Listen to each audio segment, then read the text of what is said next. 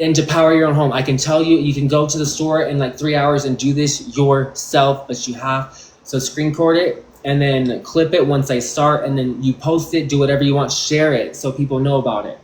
So the Merkaba is a sacred figure that houses energy. It has a point here, and it has multiple, it has points. It's like a star.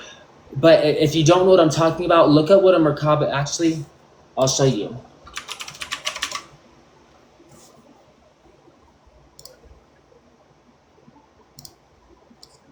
This is a Merkaba. So imagine a 3D. So imagine in 3D right here. Like there'd be a point coming towards us, a point going the other direction on the other side of it. Like it would be like a 3-dimensional star, but in that figure, it's called a Merkaba, and it spins. Now listen. So you need a sounding bowl, because a sounding bowl, how you create your own spiritual embodiment of the Merkaba is through resonance. So you need a sound bowl, and you need water inside of it, and you need something in the middle of it so you can see the water working in unison in the ripples. As you're using the sounding bowl, you'll see how perfect the water will start making.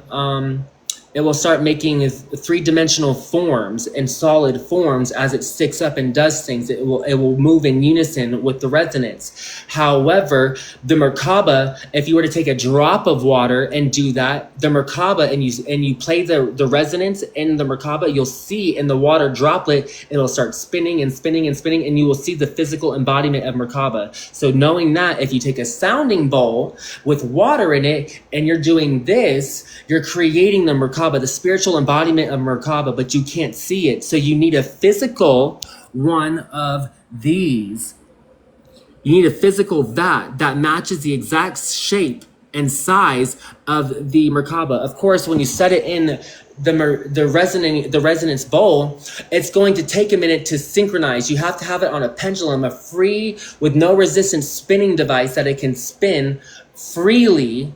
And then once it kicks in, you can remove the pendulum, and it should lock in place, because once it connects to the Merkaba and the resonance is spinning, the actual device, it starts spinning slowly and faster and faster. And then finally, at the point when it is an exact frequency with the spiritual embodiment, what you can't see of the Merkaba, then now you're able to transfer the energy from its spiritual embodiment to this to its shape. Now you need to have something to where it can absorb a charge. It can absorb the energy from everything, from all you need is a one switch. Like you need a crank, and it can be physically you to start the resonating bowl, create the Merkaba, let it synchronize. It is now you can see the physical power of it moving. Now you need to absorb it. You need something a battery to absorb the power, some sort of battery.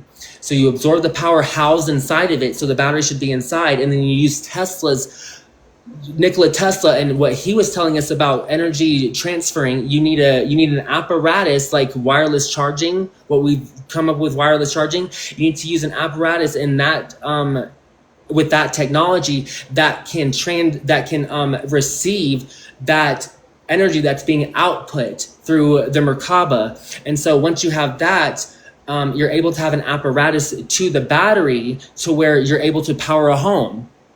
So once you have all these materials, you can create your own free energy device. You just have to understand how to get the Merkaba to work. So you're doing your sounding thing. And once you're doing this, you have to have the Merkaba on a self-sustaining thing. So this has to have an attachment. So you're not constantly doing this. So if there's something that an apparatus that you have where you push the crank, the arm, but the arm is attached to the Merkaba, so it's constantly just doing this with the energy that's being output. So it's actually powering itself forever and needs nothing else.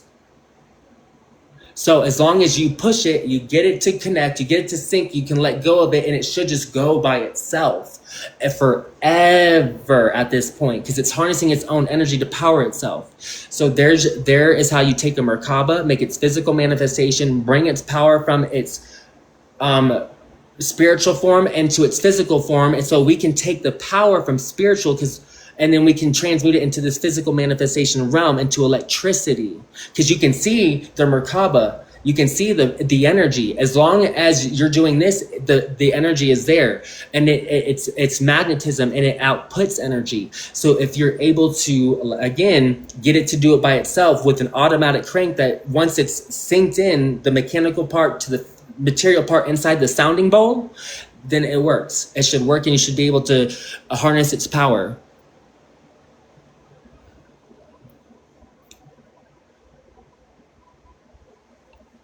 Maybe we should do an experiment on this and actually try to get it to work ourselves. I need like an engineer and an electrician.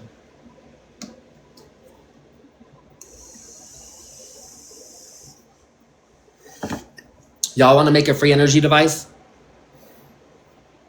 and then test it? If you know any electricians or engineers in your family or friends, just tell them about this. Tell them about like an idea that we're having, and about that we want to test. And we'll test it, and if I'm right,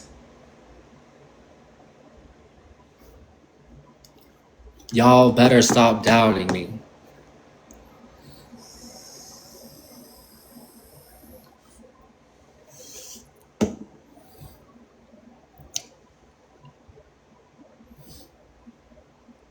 Anybody know of any electricians besides the one that didn't believe he didn't believe in Jesus, that it was even possible? He thinks things are impossible, including the existence of someone. Just because he didn't see him, it's impossible to him. So, someone that's not like that. I can be friendly to all, but I can't be familiar with all. That's what it says. And it makes sense, because I became familiar with some people on here, and they turned against us just right away because we weren't sharing their message.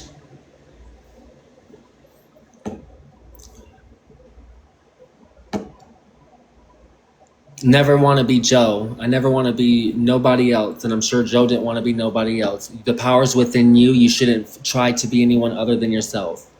I am just doing a selfless act to do hard work and put it under someone else's name that's no longer here. I saw their mission, I understood it, and I said, okay, well, I'm going to give you what he offered you, and I'm going to make sure that his vision doesn't die out. We're going to be truth seekers, and we're going to find the truth, and we're going to all add it to his posthumous library.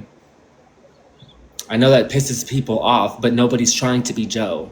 We're just doing what humans are allowed to do. We're allowed to look for information, and we're allowed to give it in honor of somebody else who did the work before us. What's wrong with that? You can't give gratitude?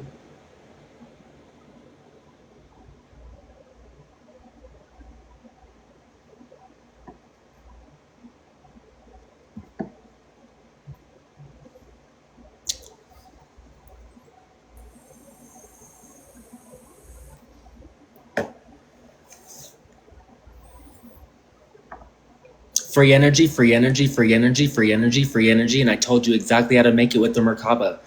Flag it. It's not flagged, not restricted.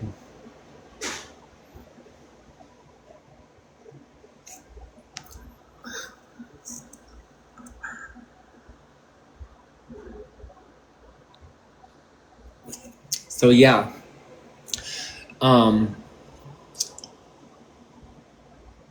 I wanted you guys to actually get that on recording, so you guys can, if you did record it, post it. I know I kind of like whatever, but those who need to hear it will understand.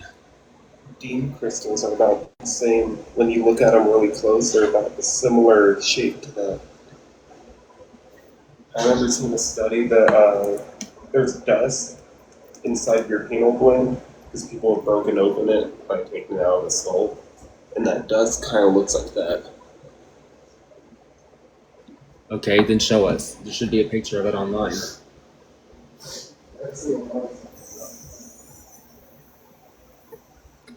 Show us a dissected pineal gland and we'll verify that.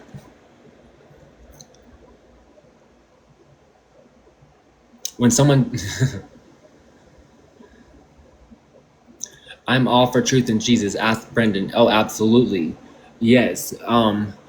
My thing with Brendan is he will also, he's very easily misguided. When I first met Brendan, he was not this person. He wasn't this soft shelled person. I had to do a lot of, what God gives command over you to do. Brendan, wasn't one of the first time, didn't I actually perform, didn't we do this? Didn't we fix you? Mm-hmm. A lot of them, not all of them. We fixed a lot of them. And same myself, I could use a lot of fixing myself. But this person was just very, wanted to hurt the world, was mad at the world, wanted to just to the ground type. That's just how he was. And so I met him in a very broken state in his life. I removed him from all of his toxicity, and I let him live with me, and just made sure that I really hammered into him the fear of God.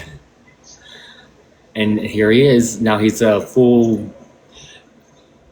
He just knows so much about like the current dates of the Bible, but he was drawing so much conclusions, and he sought so much faith in like his versions of the books. And then after going through what we're talking about, he goes, "I just realized all my books are bullshit."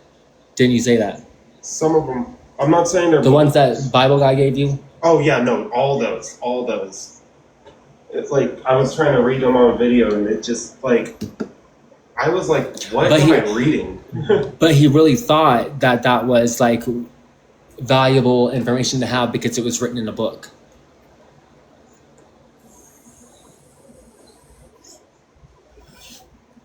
You have to know that anyone could become an author. Casey Anthony's an author. Anyone can become an author and write a book. Kamala Harris wrote a book.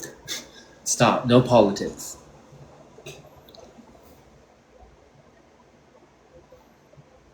So did Trump. Trump and Kamala both wrote a book.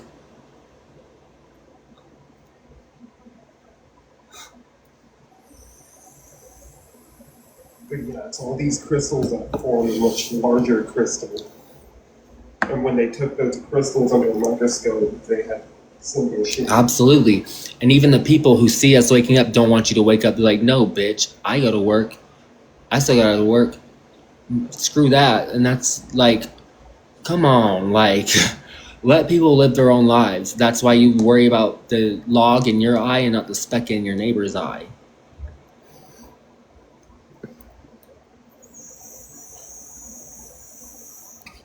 We need to experiment.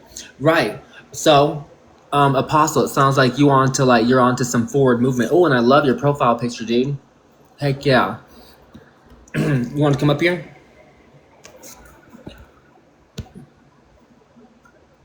Go ahead. You can come up here. Gather your thoughts and come up here if you want.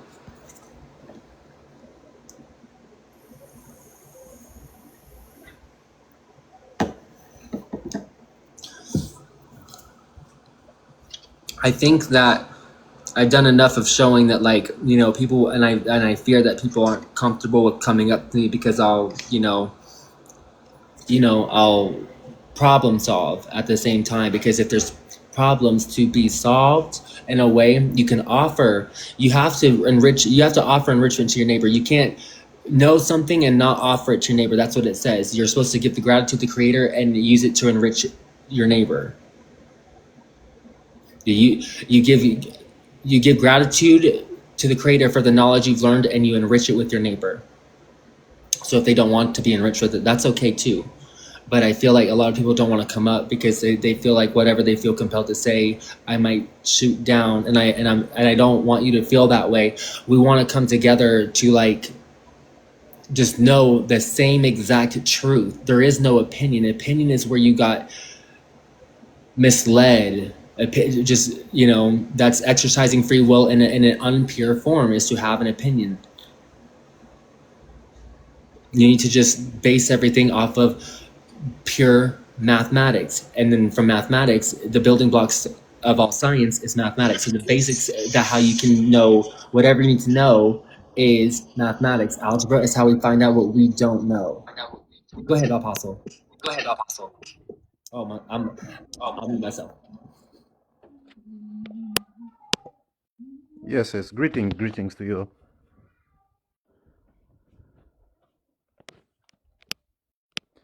You're Hi. doing a great job, I believe, and like I say to say, um, there is a lot of truth that is actually being uh, hidden and being flagged out. And I think one of the good things you are doing is actually to go into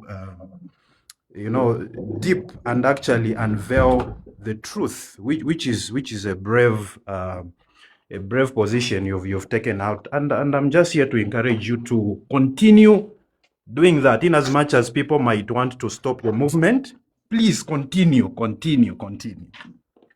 love It's not you. easy to like, yeah. You are so, thank you for saying that. And I will, and I'm doing it for you. I'm doing it for you, all of you. And so you guys, might not be able to have the freedom or the time or whatever. I actually quit my job last week to just say, fuck it, I have to do something. And I still have Brendan and my partner who still go to work and they're supporting this, and I'm kind of just but I'm doing this to help other people. I'm going to just struggle for now and do what I need to do, but we're also going to delve ourselves into harm's way, because what you think of harm, I don't fear. I don't think of it as harm. I just look at it as a way to add security implementations to where those threats, they can't even get to me. You know what I'm saying? So you have to that's one thing that you can't live in fear. You won't get anything done. You have to remove that. That's one of the things you have to remove so you can get to the next place. There's 4 things. It's your doubt, your fear, your oh my gosh, I'm lost here.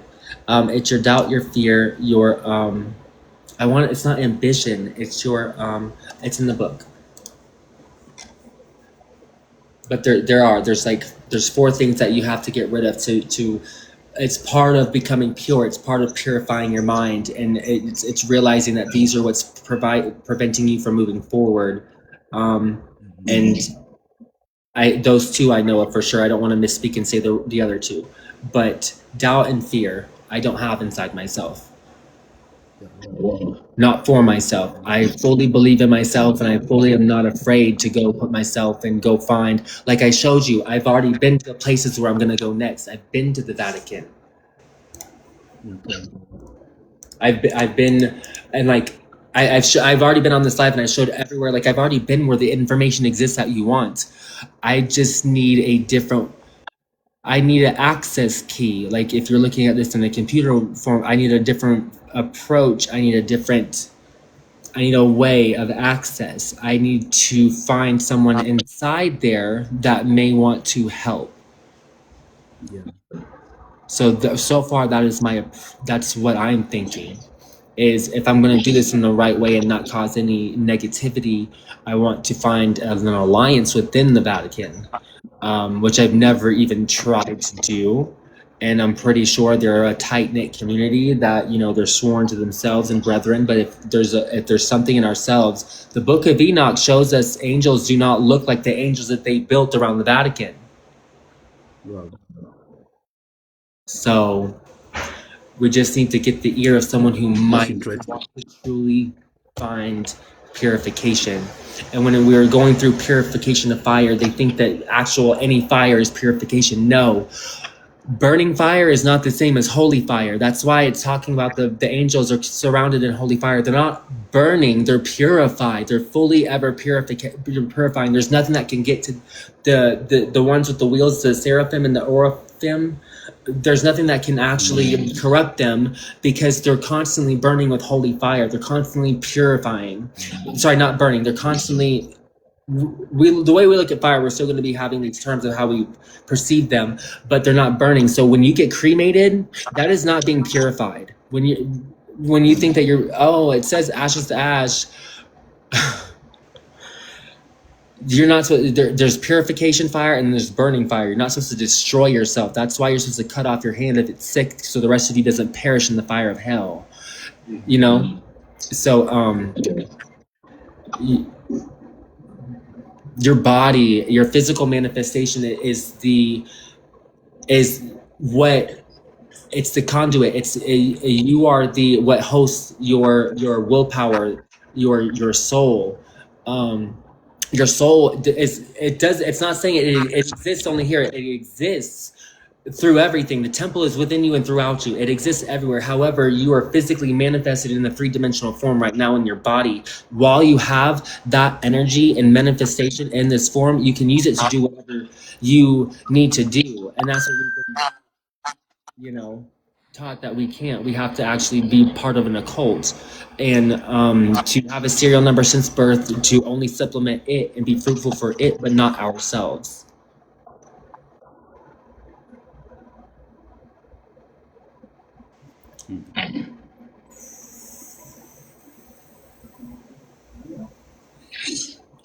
Yeah, so like I said, what you are doing is amazing. I think there is like, you've reached at a point of enlightenment, and when you are trying to do something great, the devil also try to build his own way to distract you.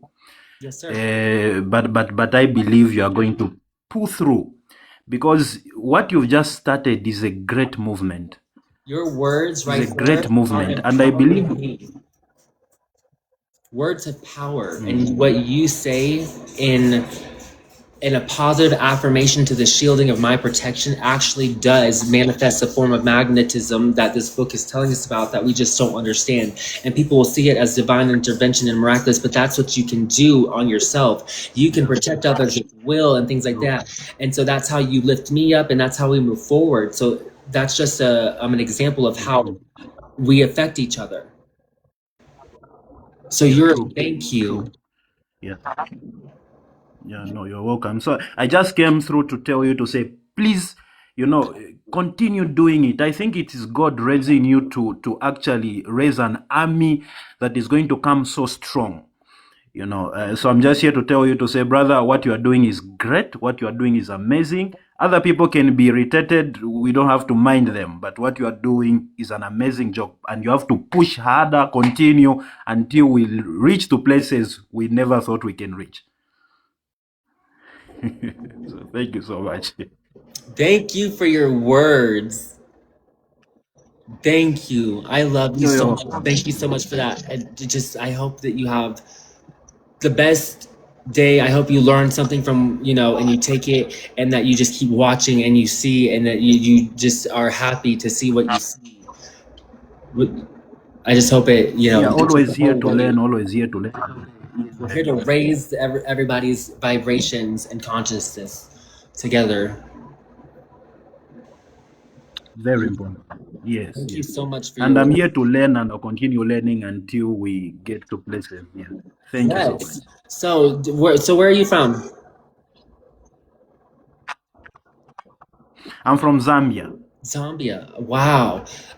So where are you watching from? I should have asked that instead. That's what I should have asked. Are you watching from Zambia?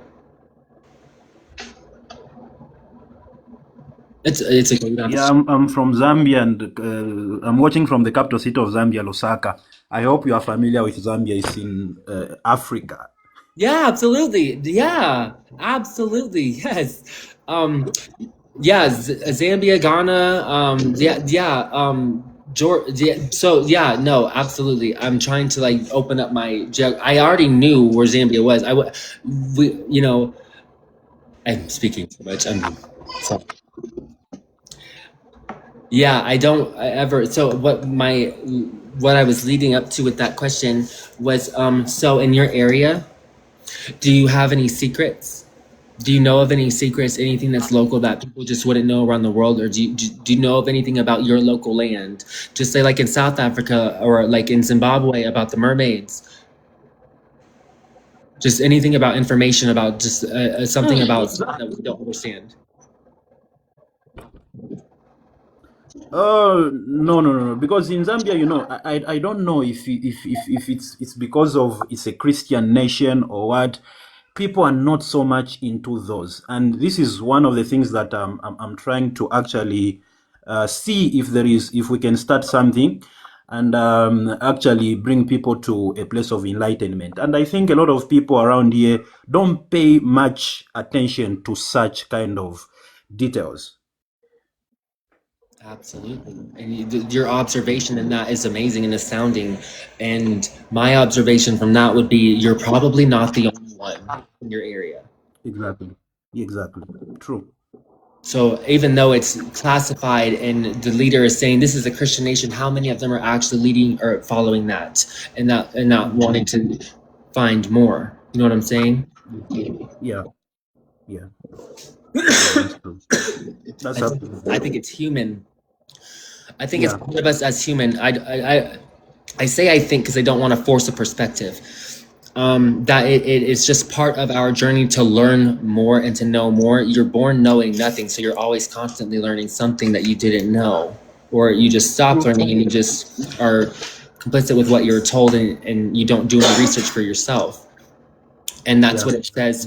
With the churchgoer is blind because they don't seek anything past what they're being told. They don't allow themselves for thought outward to think for themselves, to think outside the That's the box problem. of That's religion. the problem. Yeah. Yes, sir. And this is why we're having Christians that are not so effective.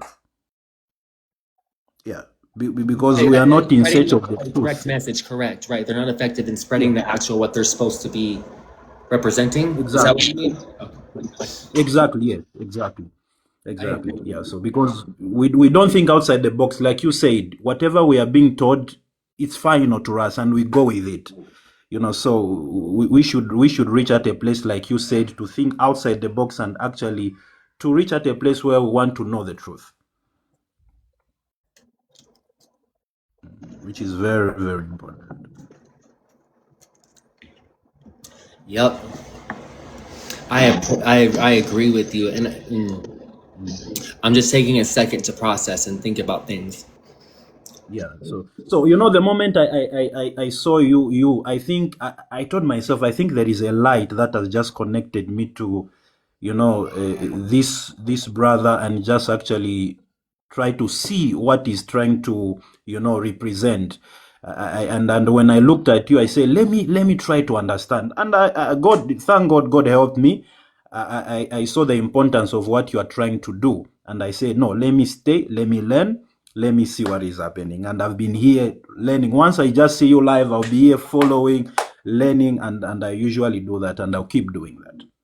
Thank you so much for sharing that. See, this is proof that when someone, there's apprehensiveness, and that's natural because what you've been told, you know what you think you know, and then when you hear something else, it's natural to be like, wait a minute. But if you have it within yourself to question what you know, that is the step you need so you can get to forward movement, and you've done it, brother. So thank you, and thank you for coming here and sharing that message. Thank you so much. Thank you so much. Yes, sir. You have a great day. Thank you so much. Yes, sir. Enjoy Zambia. Thank you so much.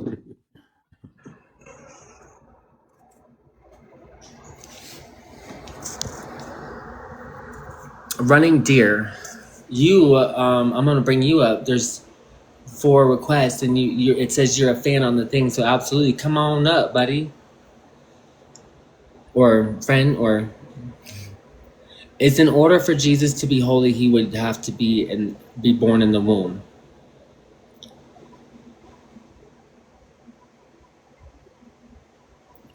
The only way complex.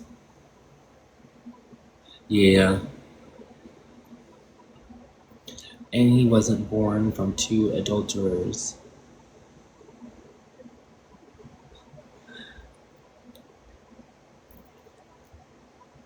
Thank you for does anybody, so yeah, so he's not coming up, so I will bring up who. There's other people that are trying to. I'll just accept all the requests here and see if any of them pop up. Hello, how are you, Kimberly? Hi, you requested up to oh, I hope I didn't scare you. I mean, unless you were like in a negative force, I mean, that would be a natural response. Islam is the old. Thank you so much, Misty. You don't have to send me no nothing, no, but I get the message. I saw the heart. I appreciate you. Y'all also, if you want to send me a heart, tapping that screen makes hearts pop up too. It shows love. And it costs no money. But yes, so now we're on chapter 6. And we're hypnotism and the key to occultism is what we're on. On the book in my bio, you will find Joe's book, Ancient Magic, Magnetism, and Psychic Forces.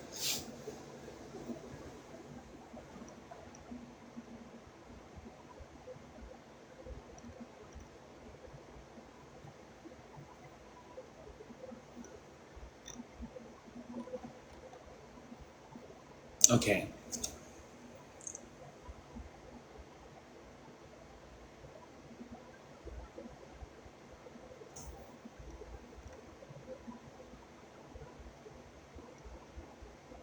In order to make progress therein, so attain the third stage, it is necessary that the aspirant shaping all practical life in conformity with his theory should perform no outward act except with a view to its inward meaning, all things which are of time and earth and man being simply figures and symbols of earth and heaven and God. Postulant, as he advances, will perceive the inmost thoughts of his own conscious being are only a limited and individual speculation of the speech or word of God, concealed even in its apparent revelation, and itself a veil of the divine truth which must be removed for the contemplation of the truth absolute which is behind it.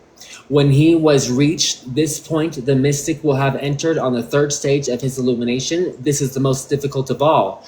It is termed by mystics the obscure night, and here it is necessary that the aspirant should become stark, naked, should empty himself completely, should be stripped of all his faculties, renouncing all his own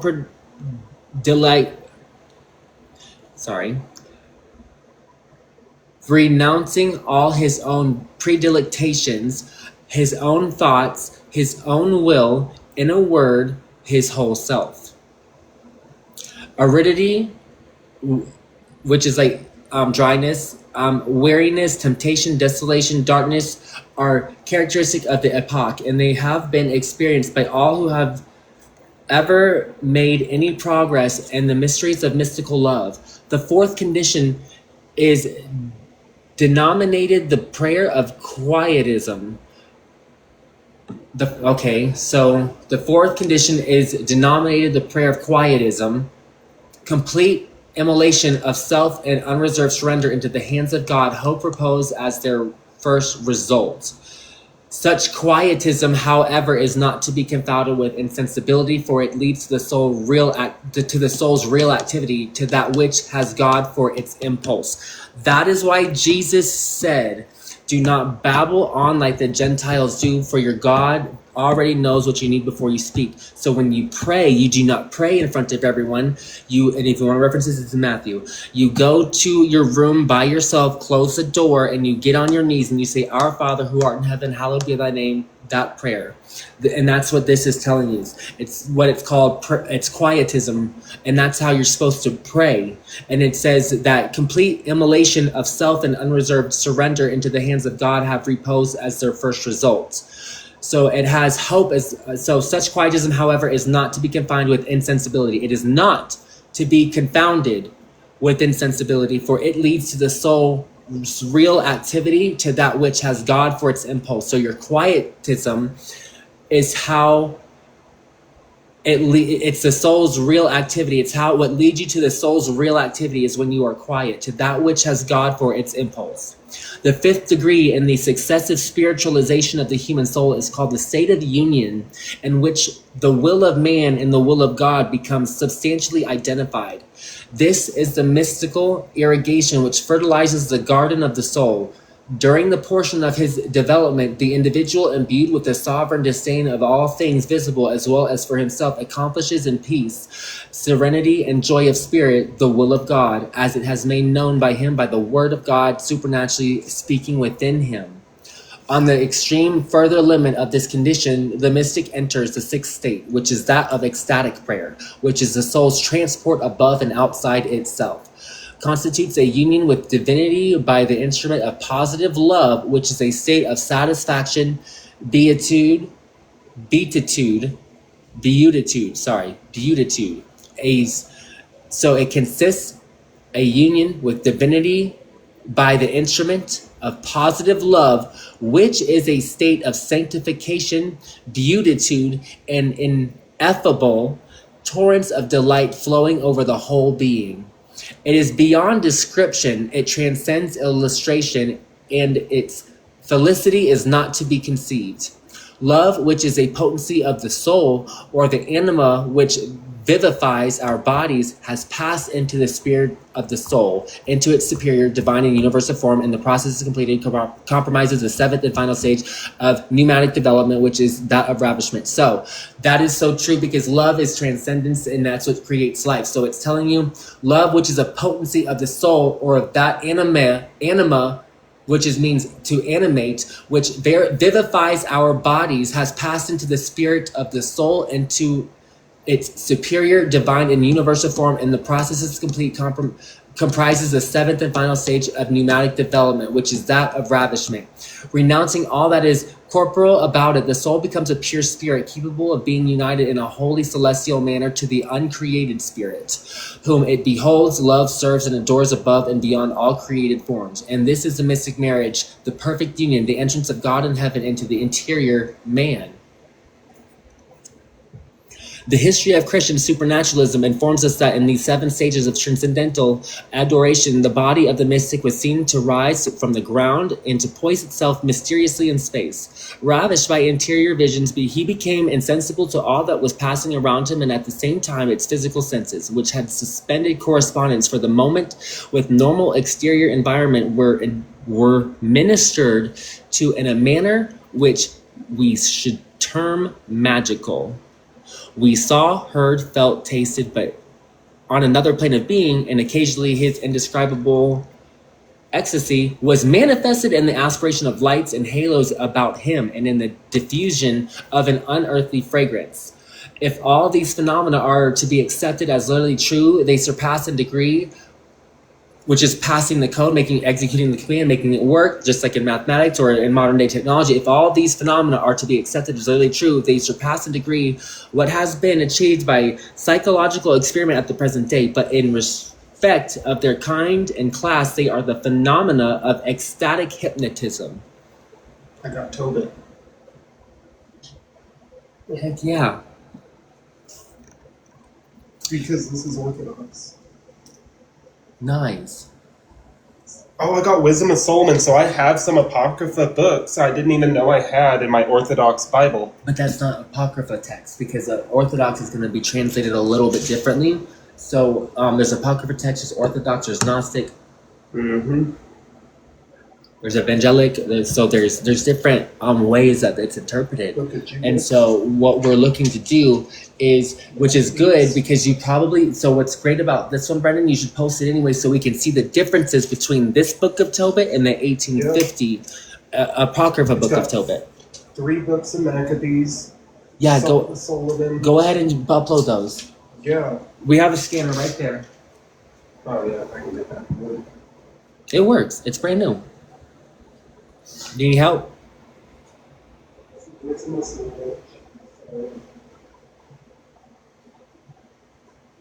the tabs are left blank. Whoever opened this before I would write them. So, we have sufficiently indicated the historical foundation for the antiquity for those classes of transcendental phenomena which are generally embraced by mannerisms. And we have exceeded the limits of our purpose. Sorry, not mannerisms. I misspoke.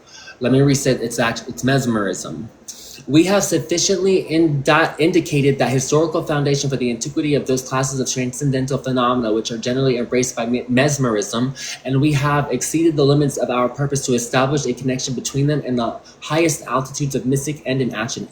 If it be impossible to do justice to the latter subject in an elementary treatise, it is equally beyond our scope to supply the student with an account of the various methods by which the hypnotic and mesmeric conditions can be induced in suitable subjects. It has been throughout our endeavor to make this handbook as practical as its design would merit, and in the ceremonies and ritual of occult science, we have given information at first hand from the most rare and authentic sources. So as it said in the beginning of the introduction of this book, it took a community of people that were close-knit friends to get the information to write this book.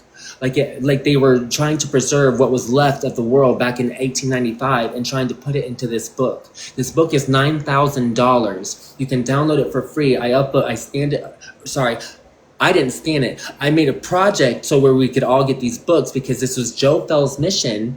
And so now to tie this in for people who are wondering what the heck is going on, Joe Felz was a creator who passed away, and he had a mission. He was trying to share these books. His site became corrupted in it. So I ended up making my own, and I ended up, instead of having his original books, I knew those weren't the only copies. Those weren't the only secrets. There's books on this earth that have just one copy, and we're going to work on getting you those on this website to commemorate Joe because of his truth-seeking endeavors. But what I started to do, I made a public site where everyone can give us secrets. They ended up giving us 400,000 files all over the world in just a couple hours, in 3 hours. And so I locked the site down. I gave you everything of Joe's, even more, all the lost books of the Bible that are known. There's one book of the Bible. It's the Book of Wars of Yahweh, which is the first. It's the one. There's a couple books of the Bible that are lost forever and can't be found, but there's no proof to their extinction. And so it's possible that they're actually in the Vatican Library. I've been to the Vatican myself in 2015. I showed everybody the pictures of all this stuff. So I've been everywhere, but in Italy, I've just literally been I've been to everything that you can think of. The House of Romeo and Juliet, Verona, the Colosseum. I've been to Florence. I've seen the statue of David, Samson and Goliath. I've seen Venice. I've seen Tuscany. I've seen Pompeii, Mount Vesuvius. I showed everybody the pictures earlier today. I'm not going to go through it again unless you want me to and you ask me to, but I will. Also, all the pictures inside the Vatican that I have showed that as well to prove that I have been there, including the ones with me in them, with Pompeii and all that stuff. So of course the catacombs in Monte Cassino and all that stuff, and then also in Paris. I have just seen enough to where I know that I saw it at a time where I couldn't comprehend what I was looking at, and I didn't know that it would lead me here to this mission to go back and go get what I was just so physically close to. The information was right there. It was so physically close to remotely close to my location, and I just was. So when you realize when you're only 1,000 feet from something, you realize it's a missed opportunity and you must go back. Do you know what, that's how I feel. So that's what's going on. So, but right now, I also want to keep Joe Felz community, in a place where if they're looking for peace and solitude, so we're doing, we're reading from his book right now, his most sought after book. It's $9,000 for original hard copy. We got you the actual book scanned and on this website. So you're actually reading out of the actual book. You see the pages, the pictures, everything in color, and you see everything. So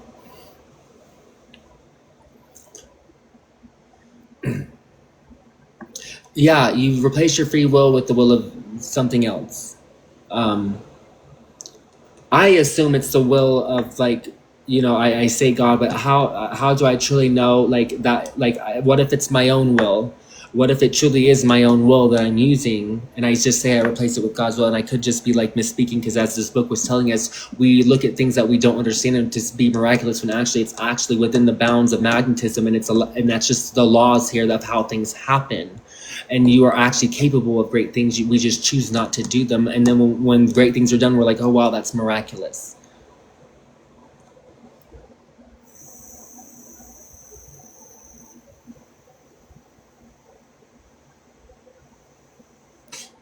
Absolutely. Restrict the will to do evil on others. That's absolutely a good approach to doing, to correcting yourself. It's analyzing, just don't attack others. There's no point in that. And that is one of the many, many great virtues. The two most important is humility and superhuman hope, which is faith.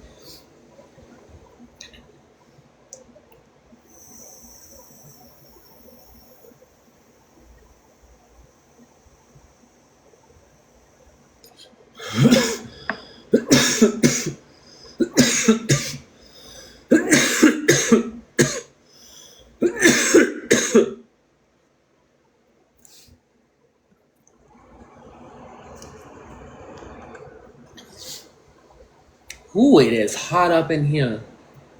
So yes, is it worth it though? Thebane, if I'm saying that Tabini or Thebane, is what is it worth it though? Was that question for me? That probably wasn't for me. I just saw it at Son of. Oh no, it's not for me. I'm sorry. I'm sorry.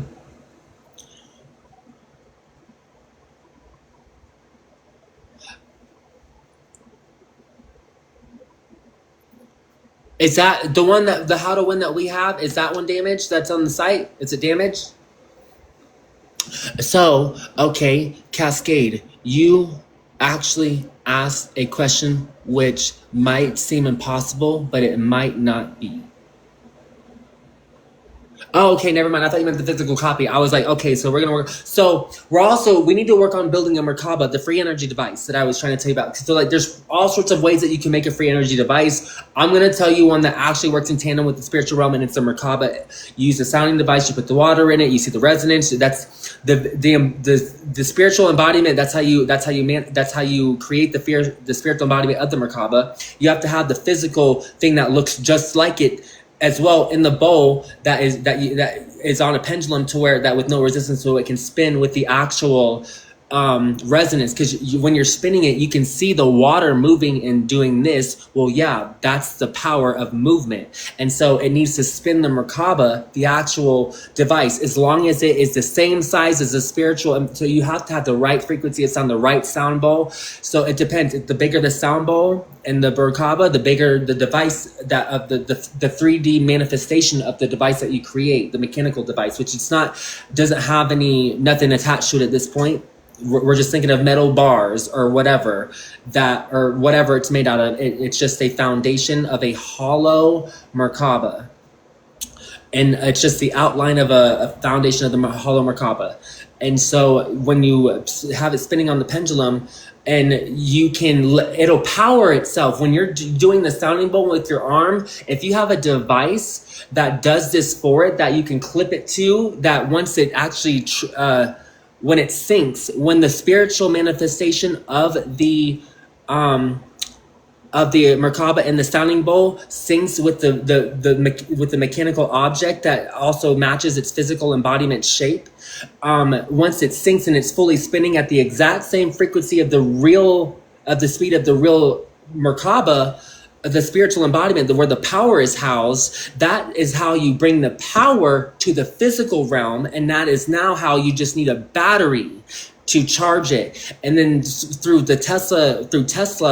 his invention, you need to have like a wireless, like how we have wireless charging now. You just need to have like that wireless charging pad away from the Merkaba, so as it's spinning, it charges the battery that's attached to the wireless pad. So the Merkaba's over here, it's spinning. You can take the pendulum off. Once it's fully spinning in its free form, nothing should be touching it. It should be self-doing. And as long as you have the device that keeps the sound resonating around the sounding bowl, the power never stops. So if you sync the power that has already been turned on from the synchronization of the Merkaba and the sounding and its spiritual manifestation inside the sounding bowl, you can get... Sorry, there's just a lot, and it's hard to hold on to it. But once I work on step by step, I can explain everything. Once it's spinning and it's at its correct frequency, and it's spinning at the same rate that the spirit is spinning at the same time, that is how it's in sync. That is how nothing needs to touch it. It's spinning, and so the energy needs to be transferred. Now that it's that it's now spinning, and you're still doing this, you need to attach it to a device immediately to where it clips on, that automatically engages like a gear to keep it going, and it's powered by itself because it is a power source. So as long as it's doing this to itself, it's constantly staying powered. And so as long as you have the wireless pad near it absorbing and charging a battery, you can power your house.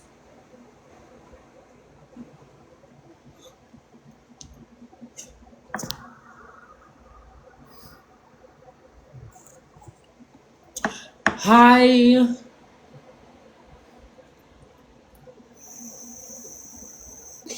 So I want to actually work on this. I'm going to work on this. I need to engineer, and if I don't get one, I'll engineer it my damn freaking self. I know the mechanics. I see the blueprint. I'll do it. I'll test it. I'll try to attract the spiritual manifestation, which is not hard. You do that with yourself. That's magic. That is magic, okay? You are capable of magic. You don't even need to do it without actually, your hand is the conductor, as we've learned in this book in the first and second chapters. Your hand is the conductor. You can move things outside of you, but you also use your hand to move things like this, like just objects. Your hand is the conductor. It's what, it is what manipulates, it's what you use for force. To extend and make your will be your will. Like, it's how you execute your will is through your hands. And so this is where the will is housed, is through your hands. You have your third chakra up from your base, in the middle in your stomach. That is also where you. That's not where your will. Like, that's where you can channel and tap into another level of willpower. So you can use this in tandem with this. So you need to also unlock this. This is your stomach. This is your fuel tank. This is your power source. This is your power. And this is also how you extend and you make your willpower actually manifest, is through your hands. So when you're taking a sounding device with water in it, you can see it moving. You're creating magnetism. This book is telling you that magic is actually magnetism. It's what you can't see, and it's all the forces, and actually and it predicted satellites. I've shown you. I know the people who pioneered satellites. Who started Sirius Radio, Panasat, Geostar, all that stuff. So, and then just, it's a full circle moment seeing that this person wrote this book in 1895 saying that these sounds and communications will one day be used before, to push an industry. And that's what they did. They created satellites, used them as sounds, and pushed an industry. Right now, we're being sold internet through using sound, or through magnets. Magnets and sound.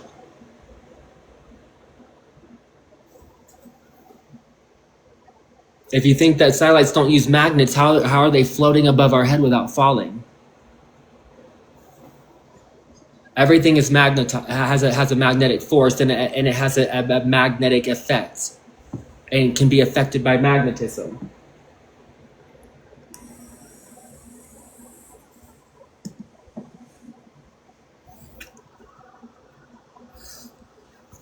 That's the thing. We have the actual universal information, and we're telling it to you through this book. There's no other book that you have to look to that's going to be a bias, but this is the most unbiased book you're ever going to read. It's not political. The person even tells you, like, as they're writing things, they're not going to tell you how to think, but they are going to tell you the scientific foundation, and they make subtle suggestions on what you should do in a certain certain scenarios, on like how and to purify yourself. But it's not forced. It's not like forcing a narrative down your throat. It's just, you have to be careful of what you read and who the author is. That's why this book is so important, and it's $9,000. To be honest with you, like, it's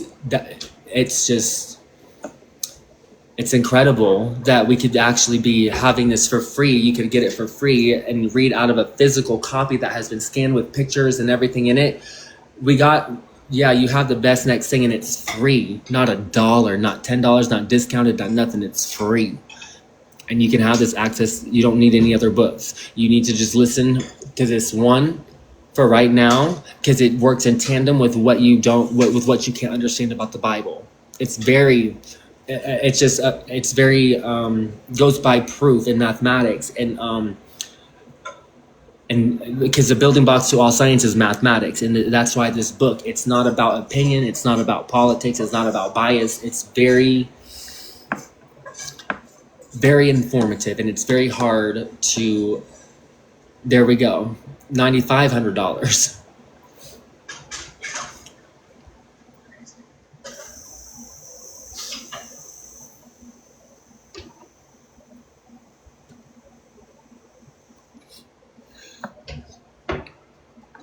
Yeah, I'm not here to lie on the internet, look like a liar to you guys after I'm trying to tell you how to be righteous. No, I even undershot the value, but yeah, it's very expensive, and so there's a reason why this book is expensive, and you can't just go buy it out of a library.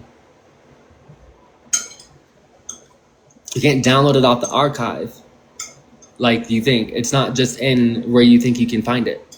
So, but that's what Joe's original mission was. He got us information like this, and I broke out of a high security facility when I was 14 years old. I'm telling you, I've been to the places where the information is. I've been to the Vatican. I've been inside of it. I've been hundreds of feet from the library. I just need to know someone inside to do the right thing and share what needs to be shared. There's the lost books of the Bible. There's a couple of them that will just, you want to go over them real fast and make things really interesting?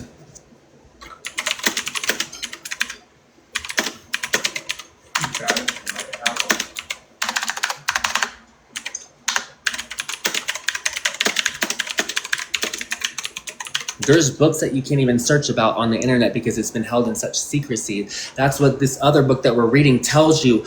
There's so much information out there that has been held by the highest sages and rulers and only taught to their children because they didn't want the public. They only taught it to themselves because they knew it was very dangerous for the public to actually have access to this and just be, casting spells on everybody and do fucking, the world up in a very hard way. That was what the Middle Ages were. That was the Middle Ages in a nutshell. So they preserved all the information and they put it and they only allowed it to be passed within the highest sages and rulers. And so there's books about that you'll never even be able to Google that I'm sure that are still to be on this earth, and we can go find them. The Leonardo Leonardo da Vinci's journal. Da Vinci's journal, there's only one copy of it, and Bill Gates has it. I'd love to have a scan of that. There's the lost books. Let's see. The book of Jasher, mentioned in Joshua, possibly poetic or historical, resurfaced in the 17th century, but likely pseudepigraphical. The book of the War of Lord, which is actually the book of War of Yahweh. It's the book of War of Yahweh. And it says no copy survived. Cited numbers in 21 and 14. This book is cited in the book of Numbers. And so the book of Annals of Solomon, there's so many books of Solomon, there's different ones. And so this one is the details of Solomon's reign. It's thought to be lost forever. The book of Annals, the kings of Israel, Jeroboam's reign, Rehoboam's reign. That was the kings of Judah, the king of Ahasuerus, possibly a Persian royal chronicle, Acts of the Kings of Israel, Chronicles of Gad to Seir. So what are the highest sages of Catholicism, if not the ones who guard the Vatican? We are all serious. So if information that was never allowed to be passed down to the public was left to all sages, it's probably, especially about, things like this that was not allowed to be meant to the public, so where they use religion to control. It actually, the book explained the actual proof and the link of what they used religion for. The kings and rulers actually created religion so you couldn't know these. And so there's a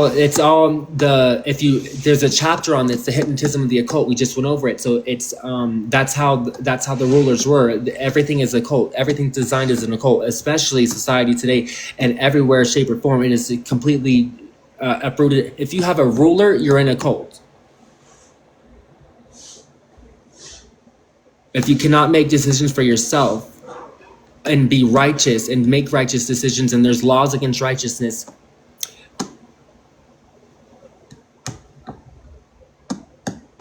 did it click? Okay. So there's so many more books. There's one, let's see, the Epistle of Barnabas, Shepherd of Hermas.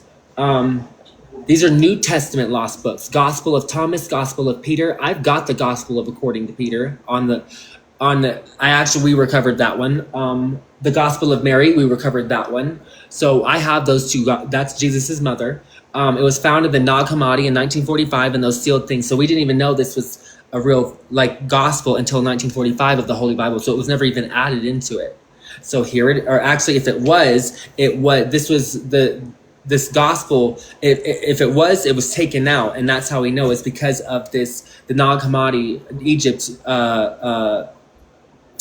discovery. Nag Hammadi it's like a town, or like a village, or like what you call like a zip code over there. And so it was a discovery in that zip code. And so the Gospel of Thomas also had that as well, and that also was taken. So it's crazy. They find these religious texts that were part of the Bible. They have other books in them as well that are in the Bible. So you see, here's the books of the Bible, including these books. So this, and then here's our today's version of the Bible, and we discover these, and we find out that those books were removed. Well, and they were also hard to come by on some accord, but not everything. We got the Epistle of the Pistis of Sophia as well on there on the site, which is also a lost book. And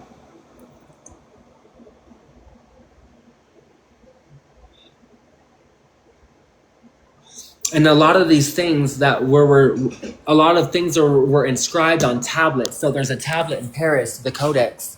Hola, let give me more. I would love to get like a picture of it, like a real picture, like a real life in front of it, like picture, just to show this is the work we did, or like something, and just showed you the tablet. And it's heavily damaged. But there's certain codices, codices, but codexes. I like to say codexes because it sounds better. But there's codexes all over the world about the Mayans. There's 5 separate ones, and there's a single copy of each single one, because they didn't reprint books like that back then. They had a book, they made it, and they read from it, and these were like about astrology and their observations and stuff like that. And like I would love to like copy some of those things. Like those are so old, way older than I gotta use the restroom. 1 second.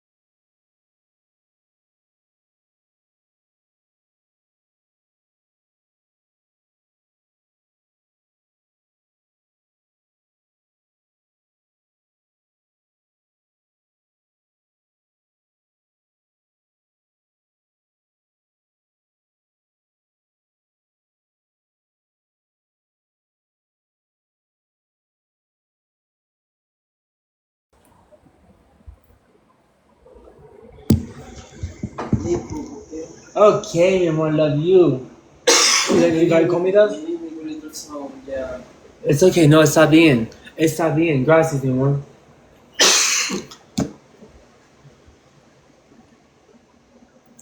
And let's see, the story prophet of Ido. So there's also another book, Chronicles of Gad the Seer, that's part of the Bible. So that's been taken out, and so I see why he uses the word seer a lot in the book, in that 1895 book that we're reading from. It's just crazy, like, and also to put yourself in the time of when that man wrote that book is like over a century ago, and like 130 years ago, and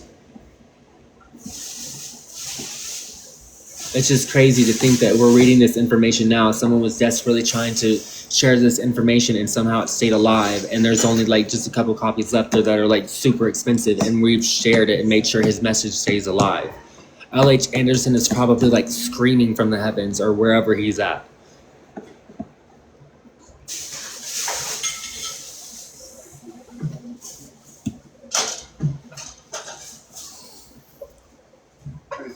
I think mediums. So it goes over this.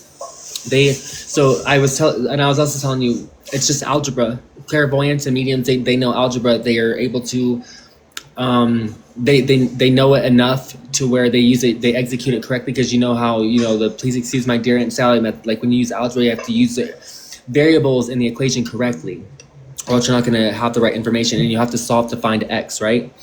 And so that's what they do. They work backwards with what they have and to find out what they don't know. And so it's accessible through everybody. That's why Jesus says the power is within you and around you. Everything is mathematics. The power is within you and around you. The building blocks to everything is mathematics. So if you can understand mathematics, we can move on to the next step. And they confuse you by giving you mathematics in this language where it looks like a 1, a 2, a 3, a 4, 5, 6, 7, 8, 9, 0. And then, so like people like Pythagoras would take those numbers and they'd create new symbols of because they'd see like the pyramids because they were in Egypt, and he'd be like, okay, the triangle is the strongest shape known to man. So let's and he did the math to prove it and to actually like calculate it on paper and to so it's well defined in exactly like in a way that we can understand. So the numbers looks like this. Like me, my shirt. All this is what actual true numbers, what it really represents and what it looks like. But we were able to decode it in a language so that humans could understand it. You don't have to understand algebra in the way of numbers, but if you can figure out what you don't know, so how do you get to the point of knowing what you don't know? All you need to know is what you need. So if I was trying to find out, if I threw this behind my back and I wanted to know where it went, where exactly, if it landed on the couch, the floor, or whatever, I could precisely get its location down by what I know, the force of what I threw, how far. I can kind of estimate how far it would go back, the direction I threw, if I threw to the left or the right, at the angle, at the right degree. It's going to roll. It's going to have an energy a force and the friction on the ground that's going to slowly stop it. It's going to roll. It has this on it. So as it's rolling, it's going to be bumped, and that's going to cause resistance. So it's going to fall faster than just ever rolling. You can take all those into account and you will find out what you don't know.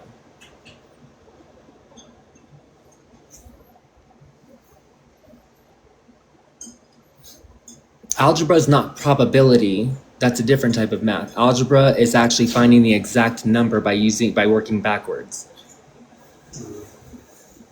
If the actual number that represents x is 3.5 and you have to find that, if you put in 3.4, it doesn't work. You're not going to find out what you don't know. You think you know, but you actually don't know. You didn't do the math correctly. So if you don't know math, you might not be seeing it correctly as you think you are, unfortunately.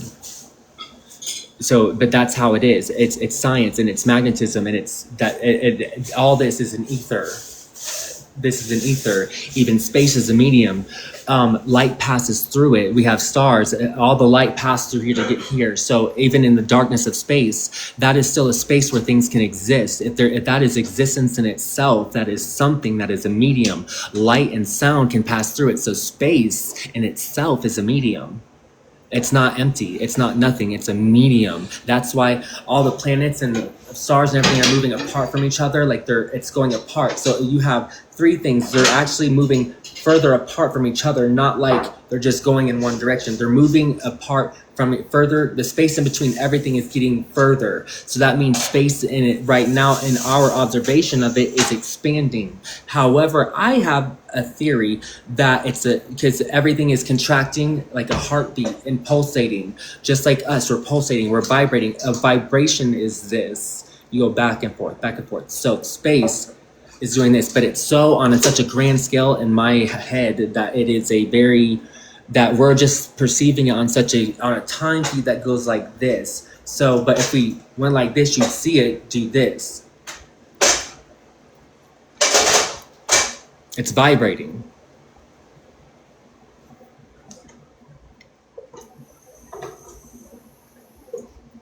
So, how we know states of matter is air, like gas, liquid, solid, and mass. What is space?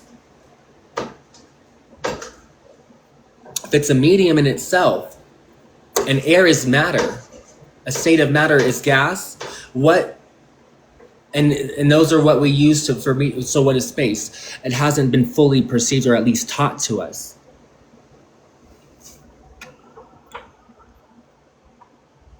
You know what I'm saying?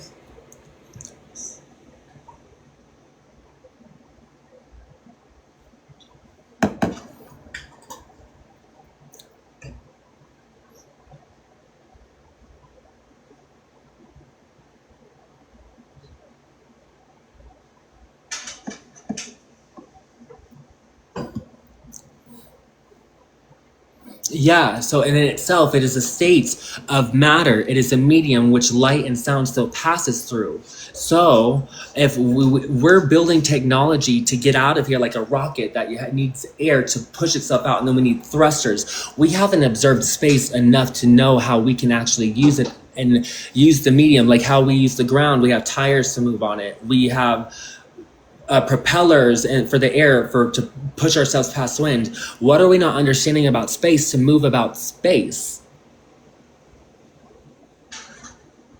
So if you were to leave here,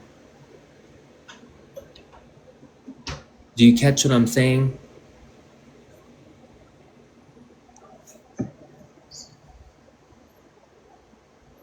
You should be having this activation right now, if you haven't yet. Or if you just can't understand the word, sometimes it just doesn't work. Not everybody can perceive at this current time. Everyone can perceive, and everyone is capable of raising their intellect and becoming more intelligible to these things. But it has to be at the right time, the right mood, the right state of mind that they're in. So it has to be at the right time that they hear it. What would you like? Here, come here. Positive, abnormal. Come up here. And I just ask me what do you want me to repeat, and at what part? Because I feel like if I just started talking, I wouldn't even hit what you. You are too. We're all manifestations. If you're carbon, if we exhale carbon dioxide, that means it's within us. And what is the sun burning off of? You are stardust. You are reanimated. You remanifested in this your soul has remanifested in a physical form that materialized with the materials around us, including what's burned off from that star. But you can also still be, you can be brainwashed while still being still the elements of this natural world.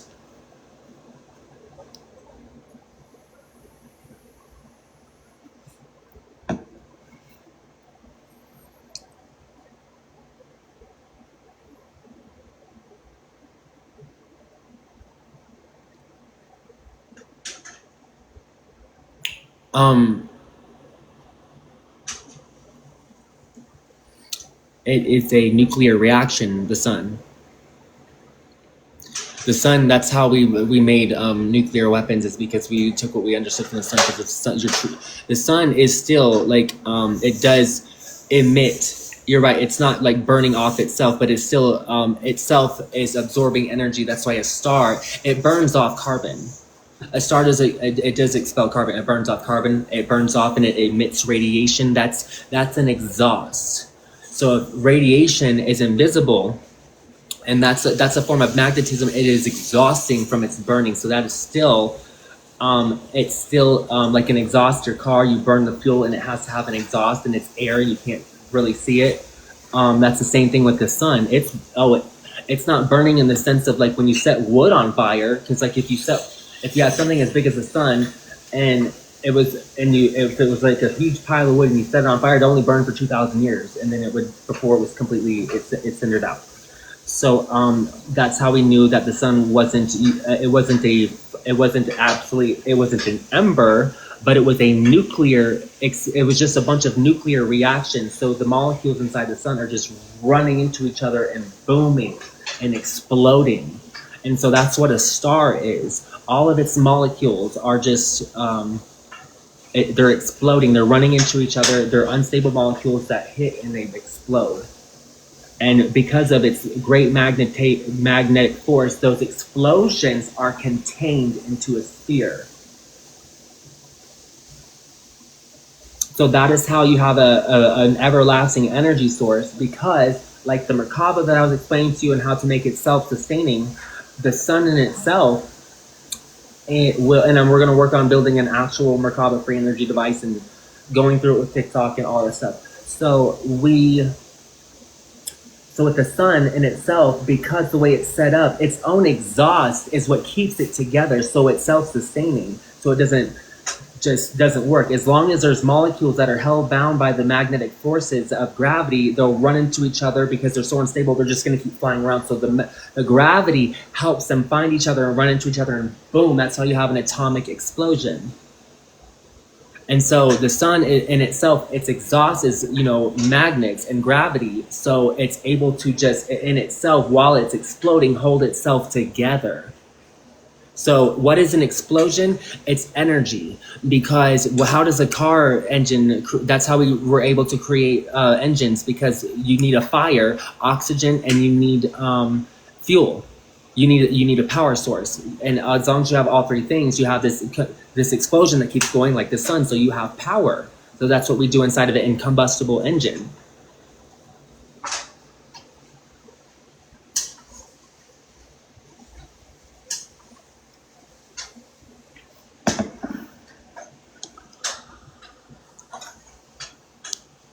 There we go. So gravity, absolutely, we're here. You can jump up and you fall down. You can watch as asteroids pass by us. Something's pulling them. When we see stars flying across the sky like shooting stars, there's a force that's driving them. They don't just move by themselves. They don't have like gas engines that are just driving through space.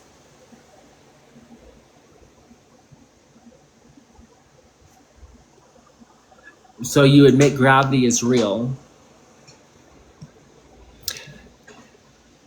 If you had to obtain it and you lost it, you had to admit that it is real. So you're just a little misled. And unfortunately, I'll just have to read more out of this book. We're gonna just skip.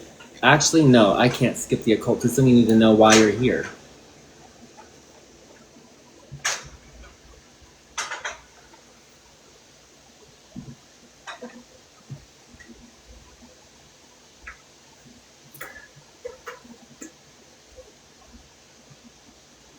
Both mesmerism and hypnotism, insofar as they can be distinguished one from another, may be divided broadly into two sections, of which the first and most important has reference to therapeutics, and is in fact the development of the so-called magnetic condition of the cure of diseases in the subject, for the performance of painless operations, and for the diagnosis of medical cases when the stage of clairvoyance is reached.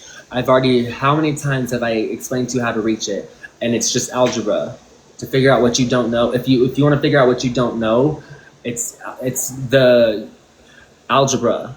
So algebra has already existed. We were able to perceive it and use it to figure out what we don't know. So, like I told you, if I were to throw this behind my back, I have to use everything I know to know exactly the physical location of where it landed. And since I didn't see where it landed, I can use everything about this and what I know, and the force, the angle I threw it, and everything, and how it rolls, and this thing that's going to resist as it rolls, and it's going to bump, and so it's going to stop faster than it ever rolled. So you have to know all these things, and you put all those variables in there to come up and find out what you don't know, which is to solve for X, right? So that is clairvoyance. And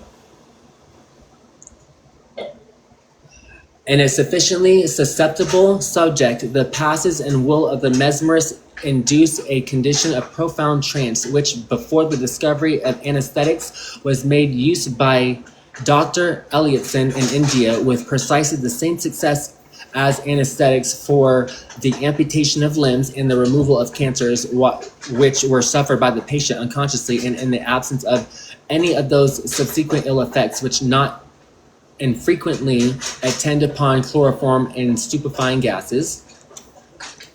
The curative effects of mesmerism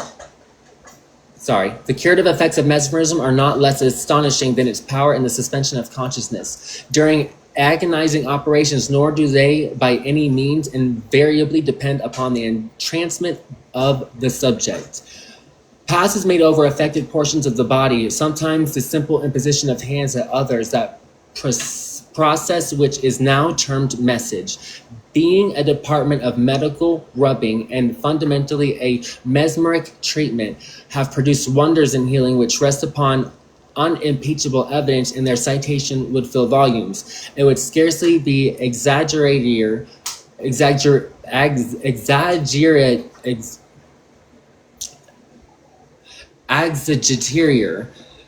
to say that almost every species of disease other than hereditary has been successfully eradicated by the methods which transcendental therapeutics have inherited from Anton Mesmer and from the psychologists who succeeded him. Painless parturition, the cure of paralysis, the restoration of sight and hearing are included in the long list. Yet the nature of the agent which is at work in these remarkable psychological reconstructions is entirely unknown. The hypothesis of an imponderable magnetic fluid projected by the will of the mesmerist is now very generally rejected. The influence of the imagination is not sufficient to cover the facts. The transmission of a vital fluid would seem to have a side of truth, for the operations of curative mannerisms exhaust the vitality of the mesmerist, but the again is insufficient, for the cures of some healers have been performed on a scale which is so colossal as to be out of all proportion with the extent of their vitality. The insufficiency of existing explanations has led many to have recourse to a purely spiritual theory which, whatever its value, is naturally distrusted by most scientific investigators. Therapeutic phenomena taking place in the presence of the holy are another phase of the grand mesmeric mystery, which is an ancient as sense suspensions, trance, and hypnotic vision. Miraculous healing, indeed, has ever been considered a prerogative of saints and a test of divine mission. As Jesus commanded he gave his disciples, he gave them commandment over snakes, to raise the dead, and demons. And it has been explained multiple times already through these chapters, through the Bible. Just to remind you, the insufficiency of existing explanations has led many to have recourse to purely spiritual theory, which, whatever its value, is naturally distrusted by most scientific investigators. Therapeutic phenomena taking place in the presence of the holy or another phase of the grand mesmeric mystery, which is an ancient sense of... Oh yeah, I already read that. Sorry, I started at the wrong part. At this day, it is still credited and still practiced and still applied to by numbers, and would still scorn the debase it by association with the name of Mesmer, who discarding fundamental identities would deny that it had any connection with animal magnetism and the transmission of vitality or the existence of odic force. By these, it is commonly classed among the miraculous effects of prayer, and faith healing in one or other of its phases is notoriously a fact of the times. It is practiced in many ways by some of the apostles. It is connected with certain dogmas, a belief in which is held to be indispensable. Others would identify it with no creed or no doctrine. For them, it is an universal spirit of God. In many cases, the belief in this abnormal power and personal experience of its working have created currents of enthusiasm which have exceeded reasonable bounds, discrediting testimony which might otherwise have been more generally accepted, and bringing disrepute upon movements within their aspirations were just and good. There is one form of psychic cure which is carefully distinguished by its professors from the medley of marvels which pass all confused under the name of the faith healing. It is termed Christian Science healing, and it claims to have reduced the subject into the shape of methodized spiritual gnosis. Its disciples will charge us with confusion for referring to it in a paper on mesmerism, but we are treating it in a broad and comprehensive manner of matters which in their deep center are either one or at least are radically joined in defects of terminology, our common disability to which forbearance should be extended in what is still the infancy of psychological research. Among many systems and claimants, we recognize in the principles and disciples of this so-called Christian science, the most profound elements which have entered into the higher mysticism of all ages, and whatever the results which have been achieved, and we have heard personal testimony from the cultured and thoughtful persons, which is a real weight and value, we recognize that Christian science healing is to all appearance on the path of the mystics. It is on the path of von Baum, Saint Martin, and the best of the quietists. Quietists meaning the people who pray and that don't talk when they pray. And it is our duty in this section to refer the student to its literature for the purest quality of light and the recondite problems of the spiritual reconstruction of physical man, which is said to be performed under the arcane potencies of prayer and faith, whether it be identified by name or not, with what is called faith healing. And we'll stop there for just a second.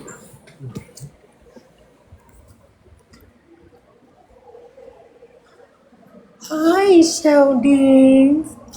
Hi. Hello, Sheldon. Wow, the storm, man. Is it storm? It's good. Yeah, it's raining. I'm gonna tell you something, which is so weird. We've been in a crazy drought in like where I live for a very long time, and since this past week, it's been raining every day since I've been live. It's just been weird, but I'm grateful.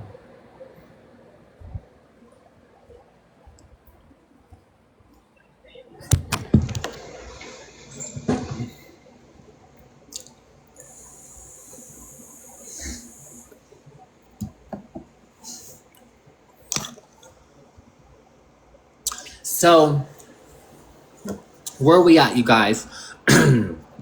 Oh, there's a lot of people. Where are we at? There's a lot of people requesting up. I don't know who's still here because I don't know how long these requests are up. So I'm going to exit them out. And then if you still want to request up, and I'll bring you up now.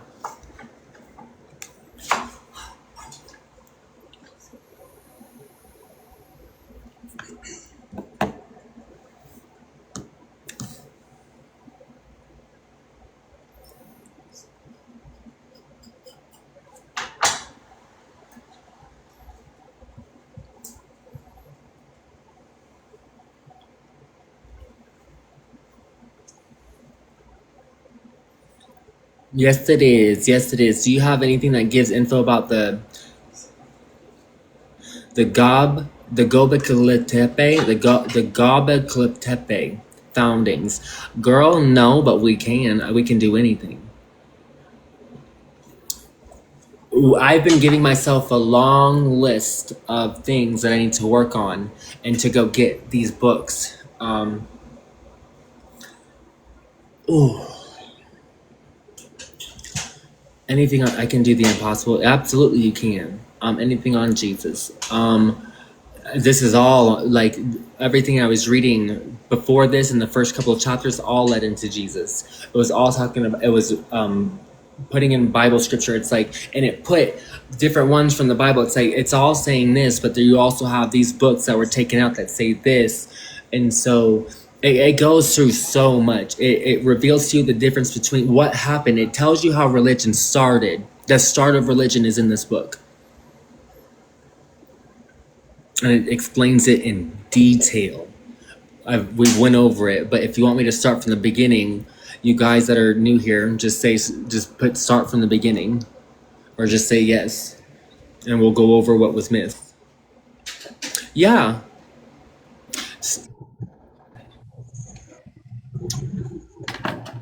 No, freeBibleAccess.com. It's what other creators were using to try and, steal from. And so they're, we had over 400,000 books submitted to there. So we're deciphering what secrets were actually secrets and what were just like spams, what were viruses, and what was what. So we gave you everything that Joe promised you and plus more. And so you got what you were looking for. We're working on extending his mission, and so we have the files. People are like spamming you, telling you to come ask me about free Bible access. Well, free Bible access will be up when it's ready to be up. Joe Felz' website is up. It is up. It's called theholyword.net. There you can sign up, you can direct message, you can become a part of the feed. There's a Discord where there's also a community where they go and talk to each other, they update each other like all the time. It's the Discord server, it's in my bio. So yeah. Let me start with this one. I've been clipping. CS Mama, thank you. You the best, girl. Yes. And if you want, when you make your clips, like put yourself first, be like, listen to this. And, you know, put yourself in it. Like somehow make it a part so you're known that you're a part of the community. You can get a following. You can keep clipping. I'm going to do this every day. We're going to keep talking about things. And, you know, you can keep putting yourself into this. So it helps everybody. It helps everything.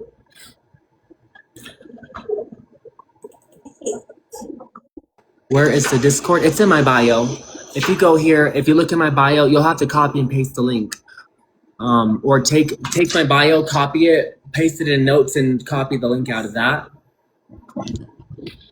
Or if you screenshot it, most likely you have a smartphone and you can take your screenshot and you can actually select text out of the screenshot now by holding, by pressing it in your photos.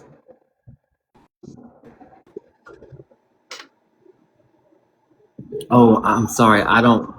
Your name is English, but you're saying things in other languages, and I don't want you throwing no bad juju at the people. I did. They're gone.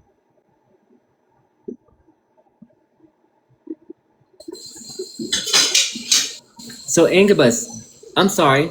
You're up here. Have I said anything?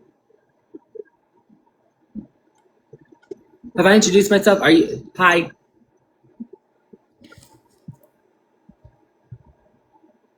Are you gonna say anything? Your mic is off. You don't have to type hi. You can say hi.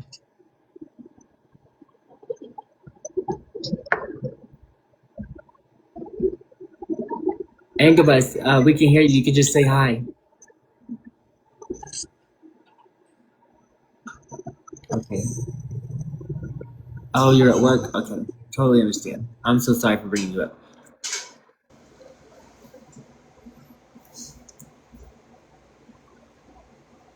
Yes, absolutely.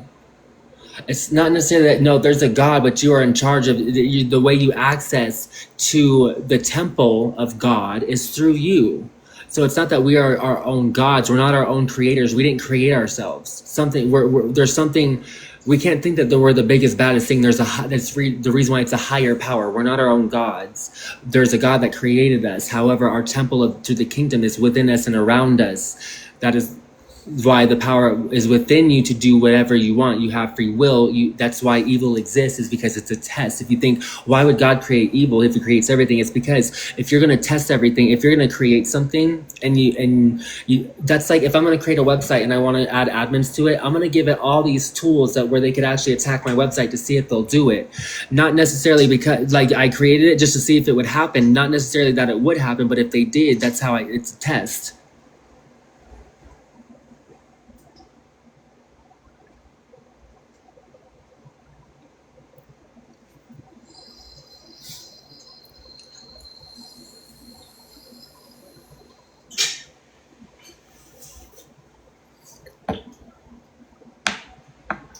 Oh no, you're fine. It's fine. Voltaire, you want to come up?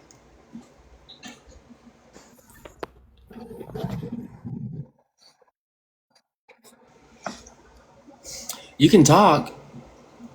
Hey, bud. Hey, how are you? Thanks for having me up. Yeah, absolutely. How are you? I just came by a video. His name is hold on. Excuse my friends. I just had it in my head and I had a mind part. Hold on. No, you're fine. I'm fine.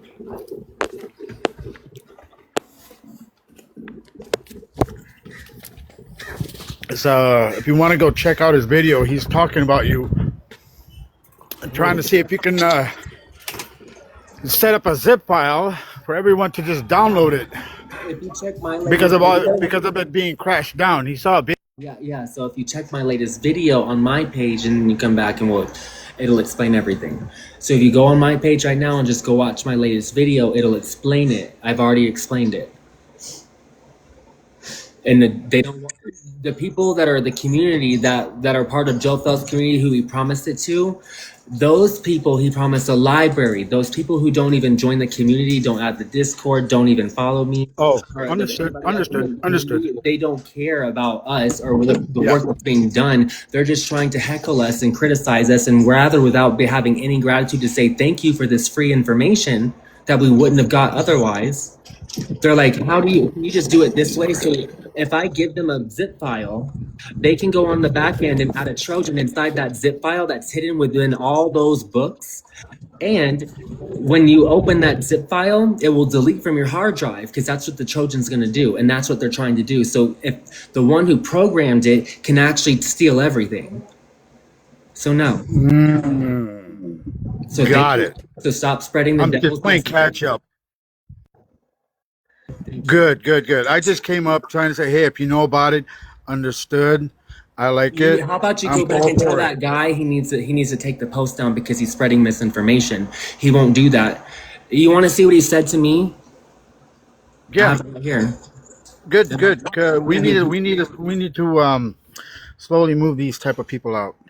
I told him, like I messaged him, I said, thanks for the help, but you obviously just can't take no for an answer. Have a good day. I need plumbers, workers, not web developers. I'm good. I problem solved it pretty well and I flexed my, I'm sorry, I problem solved it pretty well and my self-healers are doing fine. I flexed my skills on live. Thanks for the offer, but I'm good. Because of like how the, whatever, I was letting him know this is what I'm doing. I flexed my skills on live. That's how we got here. Letting him know that he can come watch and see what's going on. He never did that. So he goes, get over yourself, dude. You told me not one single time and I dropped it. You have a major ego problem, dude, for real. And by the looks of it, your site isn't fixed. Still down because he thinks it's free Bible access. That's what he's telling you. He doesn't come here to watch to find out what's really going on.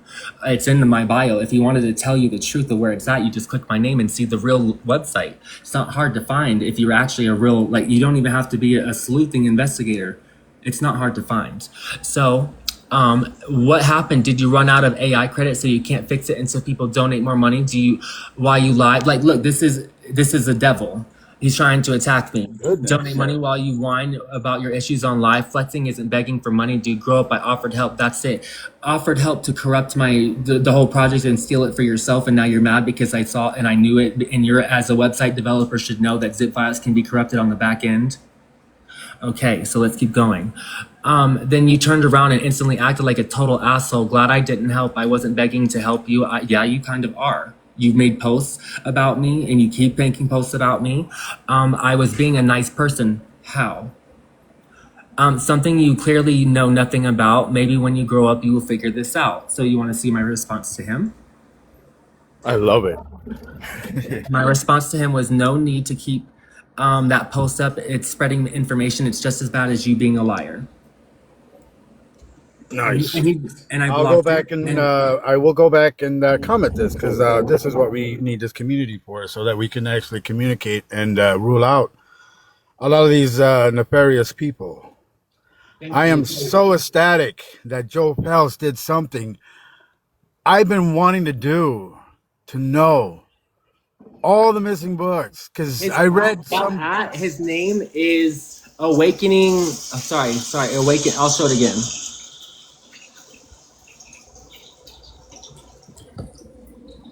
Awakening something. Yeah, enthusiast.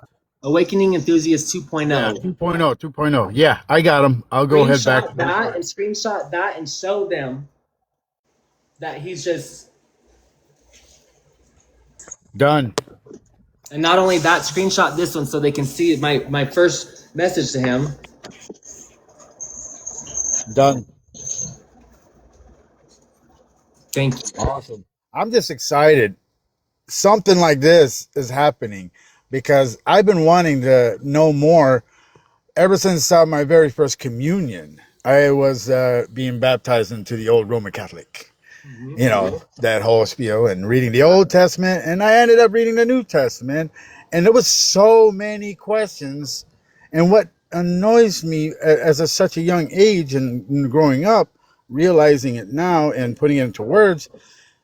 A lot of these hierarchy people that you think that are priests or pastors or ministers or whatever, they've never even read the book all the way through, or they've never actually tried to see what the Ethiopian Bible would say. You just leave this like this for a little while because that's what these people are coming here for about the zip file. No, I'm not worried about that. But I'm just so ecstatic. I'm so proud. And then finding out, because I was following him, and then I had a drought, that I haven't seen him. So I guess now I know why. Because, they've been shadow bananing his ass from our algorithm. And then suddenly I find out he's not with us? What the hell? No, he's against us. He's against the whole thing. He wants to corrupt it, and that's why he didn't even say thank you that for the free information. He goes, make it a zip file. He didn't even message me to say that. What he did was make a post and have everybody spam me about it. He wouldn't respond to my thing. So those 2 messages I sent, he wouldn't respond to me for days. So I went in his comments. He made a post about my comments again and said, you're an asshole, da da da da. And I'm like, dude, you're not even responding to my DMs. Like, what is going on? And so then since I posted that in there, he responded with that message.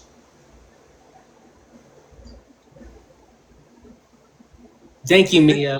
You're Yeah. probably going to have to make a video on that one too, because you're going to get it seems like you're getting swarmed by these people. But hey, I appreciate you having me up. I'm ecstatic. I'm proud of you. You're doing something that us Gen X should have fucking done. Excuse my French. But them damn boomers fucked it up for us, and Gen X just were like, But there are Gen X's out there, okay, that has been waiting for this moment, and I'm just yay for Yes. Felz. Get it going. Yes. We got to keep it going, keep the energy going, because this has been my want since I was like fucking 9 years old. Ever since getting involved in this, and then I had a drought, and then I hear all these people, and if you just read it, people, it's not, just read it, you'll find it's within, but you guys think it's up. No, it's within. Thank you. You can drop me for the life. No, you're great. You can keep going. Speak your passion. Words have meaning. Nah, I agree. It's just that, I had like so many awakenings, but then, problem is the indoctrination, and you got to deal with this 9 to 5 Rockefeller, Henry Ford way of life. Even our eating, they even ruined our eating. 3 meals a day, really? No. And we're supposed to wake up with the sun. We don't need that. No, Thank you. You are. Hey, I got a question for you, bro. We don't need. I have done it. I have done a day and a half without eating, and I am still alive. I'm doing it now. And it feels good. Now. Everyone's like, I drink, I still eat, but I don't. Yeah, I still eat. Myself. But you just eat when you feel the physical, little aches. That you need it. Thank you. That's it. All right, hold on. I got a trash company behind me. You're fine. Hi, Kaylee. Oh, you're on Teacup, I think, because you moved away from the app, so we can't hear you. Oh, she's down. You got to go and drop. So I just wonder. I'm like, why does I've been live on my other account a lot, like doing something totally different. And so I'm just wondering, this is so weird. I've never had so many people come up and not come up. So I'm always wondering, like, why is that? Is it people to heckle me, or you never? Sometimes service. And I would rather you do that. I'd rather you come up and do that, so I can prove to you don't have power over anything but yourself, and you wish to have power. Yeah, I used to get a lot of that when I had lives, and I hung out with a lot of people's lives during my time, learning about Palestine. So yeah, we get a lot of those. Shadow bananas. Yeah, so you'll get those too. Absolutely. Especially when you're on the right track. especially if you're on the right track. They hated us for 2.5 years, and now everybody's on our side. Yeah, pretty It powerful. was a lot longer than that. Even in this book, this guy was facing persecution Yes. the whole time, L.H. Anderson, to get this out. And this guy himself was Jewish, and for him to be telling you this in this light needs to tell you he woke up. I'm Ashkenazi. I know. I have it in me too. That's why when I started looking at this stuff, it's like, went no, against we're not the- even indigenous in that area. He went against his Jewish teachings, and Yeah. his teaching is about the everything, you know, not just this, you know, I about call Jesus the top-notch hacker. that's the hackers can't beat me. They wish they could. I have such a powerful AI computer that you work faster than it. No AI can. I have the No, fastest I'm not worried about them. I'm in the saying world. Oh, I'm sorry. that Jesus was Jesus himself, the guy that Yeshua was the top-notch hacker. He was, and that's why they didn't want he's him not the around. top-notch hacker. I get he's not a hacker. That's Satan. Satan I'm- was given admin access, but he's also used it to give his dominions admin access. God has a higher level of admin access, like the code. He has the key to everything. He has admin access. He's not a hacker. He created it. Like I create websites. I have admin access. You can't touch it because I control it. That's what God's doing. You can't hack it. Not in the way he has control. He's the creator. Dang, Not just had another one popped up and then disappeared again. But I love that you said that. So you know, we can all come to the term and define of what it is in its true form, and that's why it's so important to understand trueness, so we can house free energy and recreate the device. That is next what we're going to work on. I guess I got to go live and just like build it. I need to get a sounding bowl. You guys have already donated to a GoFundMe, so it's already there. We've already got more surplus than what we need, so I can just use that to get all the materials and try to build the free energy device. Or I can use the money to go to find a book. There are. I think the free energy I've device been is more noticing important that at the moment. there are. I've been focusing my algorithm to finding people like the like minds. I need that We guy all with can the do it. Merkaba. I need the guy with the Merkaba, and I need Merkaba? I need an electrician and I need an engineer. I need these people who know, because engineering is plugging in because an electrician knows about power and how to power things, and so an engineer can re-engineer a new way of transferring power that hasn't been done before. So we need an engineer, we need an electrician, and they need to be able to work together and also be able to take direction from the blueprint that I'm giving them. Understood. This is a ritual. This is how you get something done. This is how Jesus was brought back. If you read the lost book, the Gospel of Mary Magdalene, you only know the last known location of the Holy Grail is the Last Supper, because that's what it tells you. That's just what it tells you in the book of Matthew. It just tells you that's the last known location. And so then it tells you, and I'm sure Matthew also did tell you, and it was probably removed out of Matthew. That's why we're looking for differences in the books of different generations as well, not only missing books. But Mary was the only one to witness the burial, death, and resurrection of Christ. That means you have to understand and think deeper. If she were to witness the burial, and this is what it says in Matthew. This is all it gives you. She was the only witness to his burial, death, and resurrection. He was in a cave. He was resurrected in the cave. That means she snuck into his grave with him and stayed there and completed a ritual with the Holy Grail. That's why it was the Holy Grail. It was holy. It was needed. It was a artifact. It was necessary for, just like a lamp, like a genie lamp. It's the artifact. It's still necessary for physical manifestation of the magnetism to work. It's part of the math equation. And so you need a conduit, like a capacitor. And so that's what these devices are used for, is to house energy and transmute them. And so that's what the Holy Grail was. She was to put blood, like a lamb blood, or sacrifice her own blood and pour it, and to feed it to the dead body. And it's all part of a ritual. It needs multiple people to work. That God wasn't doing this. This is what you need to understand. This all happened because it wasn't necessarily divine intervention, but because people followed what Jesus said.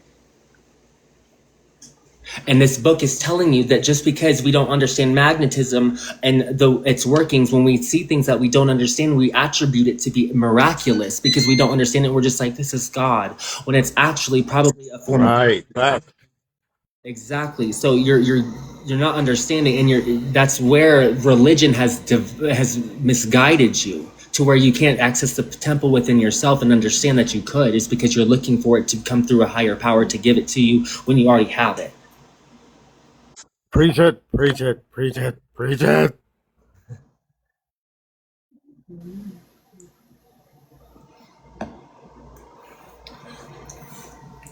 So as I said, if just how Mary Magdalene worked with the instruction of Jesus and did what she did, and she was actually she was the only witness to the burial, death, and resurrection. Okay, so she was needed for the ritual. She was needed to revive him. She was needed. There's also more about her story. About she wasn't just the P word. There's so much more. There's so much more. Oh yeah, they have to rub that in every single time. You can get it here for free in my in the holyword.net. The link is in my bio. And you can find the book of Mary Magdalene, the Gospel of Mary Magdalene in there, and you're gonna go and you're gonna find things that it's gonna blow you away, and you're gonna cry, and you're gonna find healing just how she did. It is a beautiful. I see why they removed it. You can't understand that it was a ritual. You can't understand that it takes people to work together to make these things happen. They told you that they gave you the instructions of Jesus, but they weren't showing you examples of other teachings of his, of how to get it to work. They hid all that information. They gave you examples how to do it, but they removed all the examples of people executing it perfectly. That's why you can't see any of the Gospels. It doesn't give you any of the details of the Gospels actually committing them. It just says that they did it, but it doesn't tell you when and how. It gives you detail that Jesus led this man here. He led the masses here. He had all the people come to him after. Like, it gives you a sequence of when these things happen, but it doesn't do that for the Gospels. They removed it.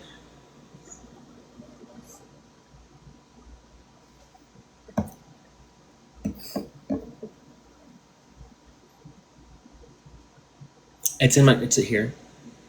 There's anything you want to find about religion, we're working on. We got most of it here, but there's still lost books that some are thought to be gone forever. And I believe that I was actually in remote location within hundreds of feet of them before. I've been to the Vatican. I've been there. I've been inside of it. For the new people here, I will show you proof. I've been all over Italy, but it just happens that I was just so lucky to have added this onto the destination list. But yeah, I'm pretty sure I was very close to some of this information that I'm actually looking to retrieve. So I'm like, if I've been there before, I can go there again. And this time, instead of just going there to visit, I have to actually have known someone inside, somebody who has heard what we've said, who feels that they have been lied to. Because as we've just learned through the chapters of this book, most secret information on these things are hidden by the highest sages and the rulers of the land, because they only teach it to their kids. And they're close-knit of community, which is something like the Vatican in itself. They're a very close. Yep, the Vatican. So that's what it's telling you in this book. It's literally telling you. But if it told you the exact location, you would have never saw this book. It would have been burned long ago. So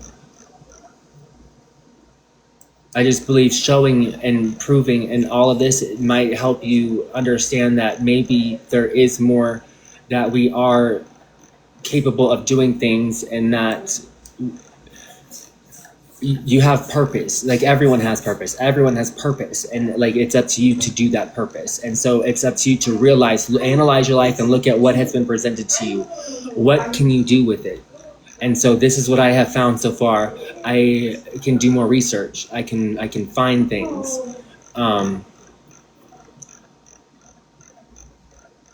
One second. Where's my passport? Oh, it's right there. Papito, you give me my boleta? Aquí?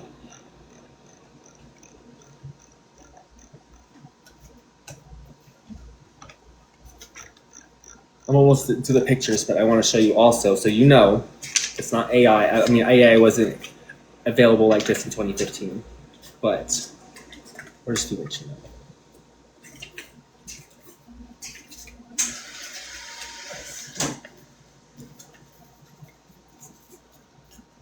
Fiumicino. That's the Rome airport. That's where when you go to customs, you get that stamp.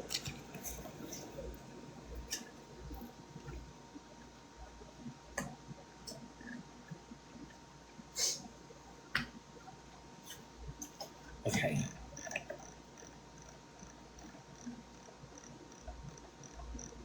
So when I went to Italy, I didn't just go and just say, hey, I'm gonna just sit here and visit Italy and just walk around, you know, in Florence. And no. When I was going to Italy, I was making sure I saw it, and that I understood and just, you know, got to experience it because I didn't know if I'd ever experience it again. And so I heavily documented it.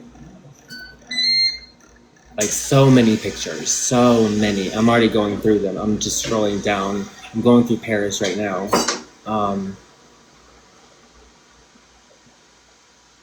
One second. Okay, almost there.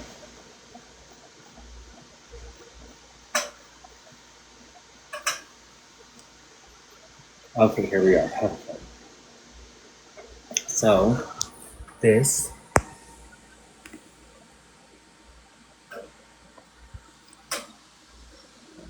So I'll just show you that I was here. So here's in Pompeii. Here's actually, this is Venice. Hold on one second. This is Monte Cassino. There's catacombs here. That's Capri, that's Sperlonga. Just so you know, I was here. I even wrote my name, Dylan, on one of the sea grapes. Here's me in the Pompeii ruins. And the book actually talks about things like these walls that we were just reading. And that's why I even came back here earlier to bring these up, because these walls say, it talks about barren walls that were never actually barren. They actually were filled with paintings, like beautiful paintings that told stories. And it reminded me, I was like, wait a minute, I have a picture of something like that. And so that led me here. And so I was like, okay, so, but it wasn't this location. Like you see this, you see brick. Right now you'll see exposed brick, but what was on top of it before? There's so many buildings like this. There was something on top of it and they removed it. So this is what the book is talking about, secrets, that the structures of the buildings that we're looking at actually were, you know, part of the Bible. They tried to cover up buildings. And so let's see, let's go to the Vatican. Okay, so this is where the catacombs were. This is Monte Cassino, but here's the start of the Vatican. So you see all this stuff. Okay, so let me point out something to you. Enoch tells us what angels look like. They know that information. So why did they build angels that look like this? Okay. I know, it looks so magnificent though. Okay, this is inside of it. So this is okay. I can't see Gerardo's head. There's a picture I took where you could see his head, so I could give you a reference. So there's gold all around the entire rim of the entire place, and there's Latin written on it, like there, and it's like on the perimeter of everything.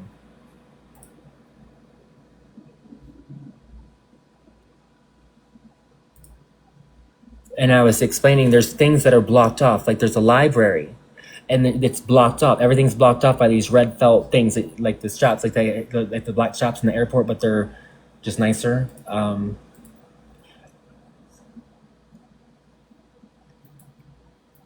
shoot!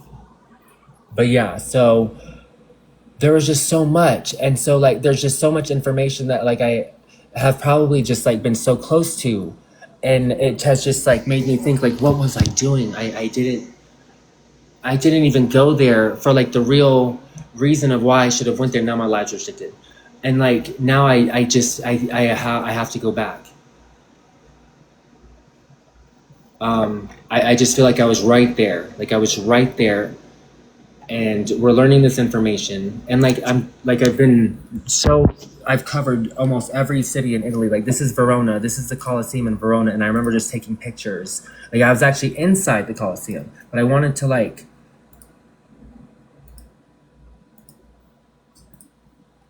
And so like just a more proof so you see like that it was actually me there. Like okay, so there's me. Okay, so let's look at a picture of Monte Cassino. So okay, so here in Monte Cassino, oh shoot, that's the catacombs. That's going down in the catacombs. I didn't recognize this picture. So yeah, this is like the entrance, but when you get past this part, it does not look like this. It's like a cave, and there's like a gate, like like an iron gate that you can't get past. You can go down there and look, but you can never go past the iron gate. Look at the roof. Right, yeah, exactly. The stars, like it's nighttime and it's stars. Let's go back to it. Where was that picture? That like, I can't believe here it is. And look at the imagery on the walls. I know. Look at the walls. Yeah. And now that I'm remembering, I think this is where the body of the saint was. I think that's why it was closed off. I'm starting to remember more of why we were doing this trip. And like, so yeah, I can't say for sure. I'm thinking that was actually the reason. There was something about a saint that we also were supposed to like visit. And I think this was it. And it was in this catacomb. But yeah, let me turn it back. Y'all don't want to see me. That's my ex. He's the one who took me on the trip. It was for my 21st birthday, and it was to give me just knowledge. That was us. This is inside Pompeii. Here's Monte Cassino. This is us before we go into the catacombs. And this is going into them. And then I couldn't take pictures of going. I wasn't allowed to take pictures down there. So, but this is also the Blue Grotto. Like in Capri, Sperlonga. Here's like exiting when we're leaving the catacombs. This is what, so when I told you it was a cave, so like how all this stuff looks, when we go down into that next hallway where you saw the stars, that was the next thing. So it went to cave to this weird entry hallway with stars and inscriptions and just, you know, it looked ancient. And then it stopped and it was back to like cave and there was nothing back. You were blocked from accessing any further. You want to go back to the catacomb, like the starry roof and stuff? No, continue. Unless other ones wants to take a look at it. That was cool. Yeah. So obviously that as you know, as I don't get out that much, roof obviously to me depicts the celestial, like the night. To me, it looks like a starry night, like the stars of night. So I wish I just had a better picture. So let me go through. If anybody can go through in this and like take a screenshot and like try and see if you can see what those are. It looks like somebody. It looks like a priest with a cross like hanging above their head on that one where the light is so lit on that one panel. And then there's just so much glare from my. There we go. Yeah, it is a person. It's people. And I remember we did touch it. We touched it like we wanted to, like it was something about touching it. That was like, you know, like how we were talking about like your hands are the conduit and it's like how you transmute energy and it's almost like you can absorb energy at the same time. There was just something special about this entrance going down into it. It's ended from cave to a nice steps to this and it was just, it was gold. It almost looks like it's gold. It was. No, it was. So it's also a conductor. Gold is the highest conducting No, it absolutely material. was metal. Whether it was brass or gold, I can't remember. I just can't remember. But I instead of me saying it was, let me just say I can't remember. Yeah, brass. Either way, it's a big conductor. No, I'm believing to my knowledge, to where we were in this catacomb, there was something housed in here that we couldn't see, we couldn't go past. It was sacred, and I believe it was back in 2015. That was 11 years ago, and I'm thinking it was a saint's body. But during the time of all this, I didn't believe in God. None of this meant anything to me. I didn't awake. That didn't happen until 2018, 3 years later, through another supernatural experience that just forced it upon itself to me when I was in a house in New Orleans.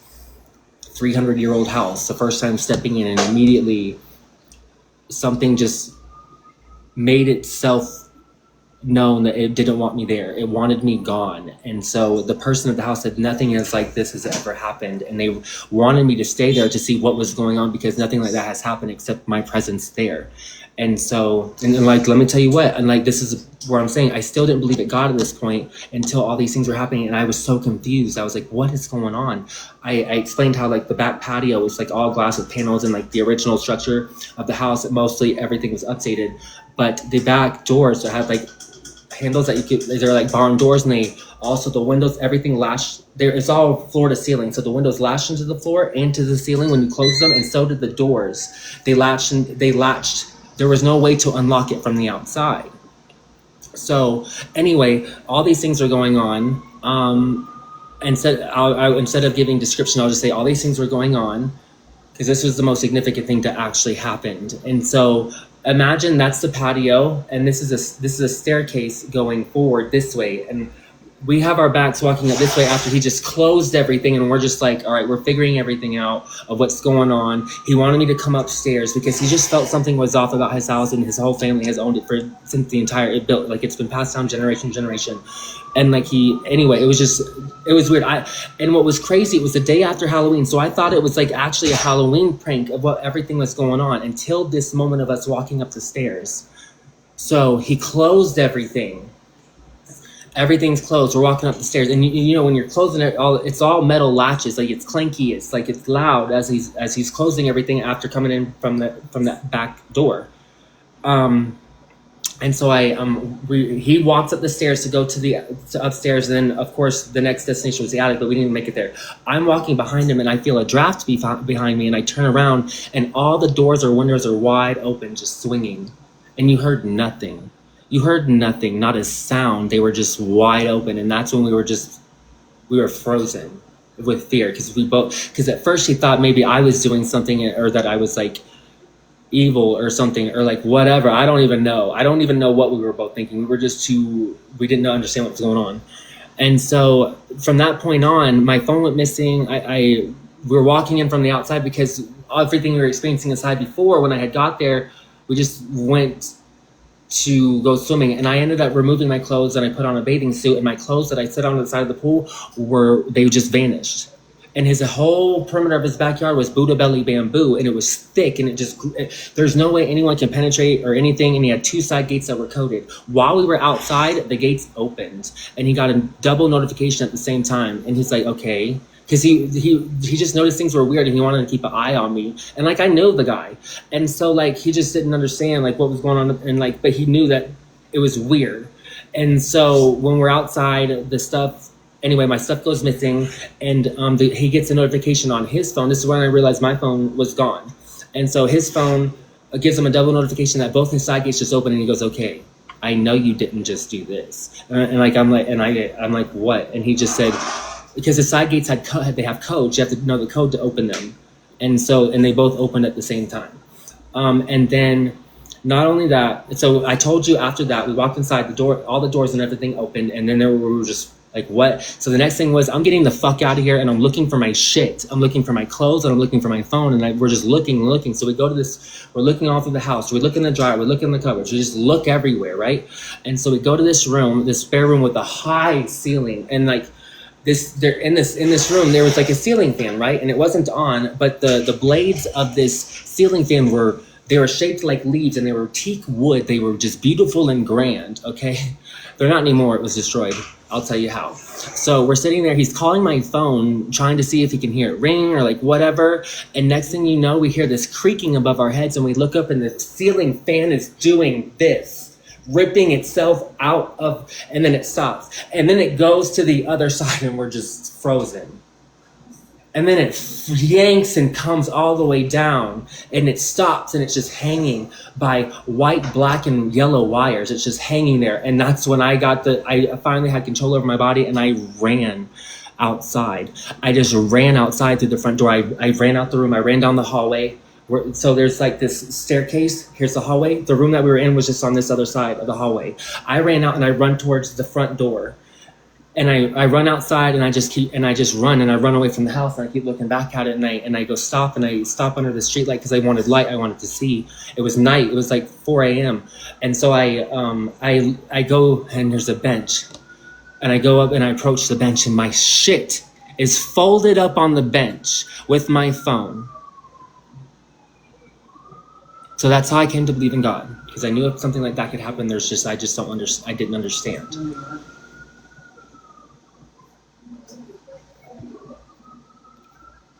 Yes, for real.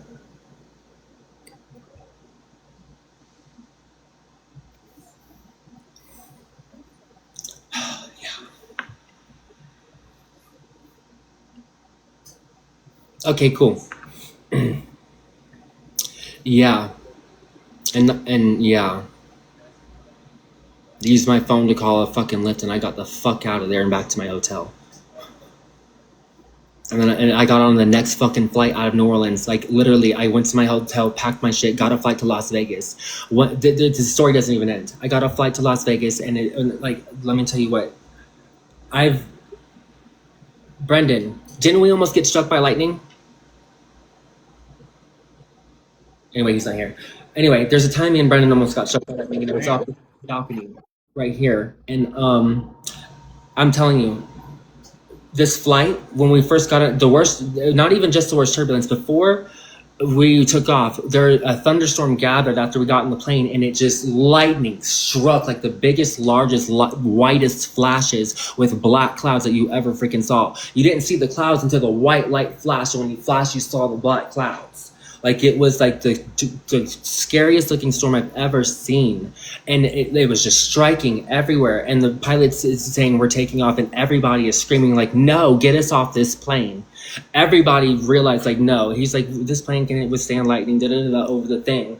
And so it was just the craziest ride out of there. Just the entire experience from that house to getting out of New Orleans was just, I didn't think I was making it out. It's like hell in one night, a night that feels like it's never gonna end. Holy shit. That sounded really crazy. But I have no reason to lie to you. I'm going to tell you I didn't believe in God at that point. That is what made me realize there's something other than myself that I just don't understand. I didn't believe in. Agree. So, and that's how I can explain to you now with what I know now what that was. So there's cached information. So when someone dies, that's why you experience ghosts. There's a back-end server. That's why your soul, it doesn't die. It doesn't die. You're automatically programmed into everything, but you can only materially manifest into like one thing, like Satan, or like, God will manifest in like whatever. You manifest as like one thing at one time, and until that thing is released, and then you manifest as something else through the code, your original hard saved code on the back-end server of God's creation. It's where you can't see anything, but it's like the spirit of Macabre. It's there, but you can't see it. It's saved, but you can conjure it with a sounding bowl, and you can harness it in the ways I told you earlier.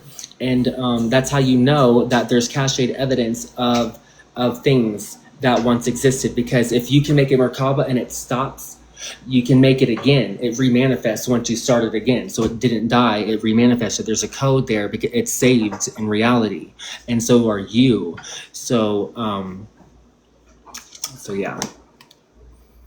That's how so when you die and you haven't remanifested, if you still have a ghost here that's like cache information that hasn't been deleted from the server. Your manifestation has, but there's still cache. It's still a remnant, an energetic remnant, like when a star explodes and it has like once it's all done, and it still has this like aura of like gases around it, like the remnants of your soul, or of your material manifestation of what housed your soul, still can exist on a small amount of information, and that's what I believe to be ghosts. Until it remanifests, or it can, it's deleted from the 3D manifestation. So the cache has to be deleted completely. So once that is done, that's the next step into where they can recycle. Until that cache is deleted, they can't load. Same thing with like how they've understood this and put it into modern technology because that's how things work. It's a building blocks to all mathematics. It's the same language, just written in a different way and plugged in. Just like computing languages do the same thing. It makes a web page and makes you display it, but there's different languages to make it work, or you can use different languages to make it work. It doesn't matter. You can use all sorts of different languages to make it work and make the same result.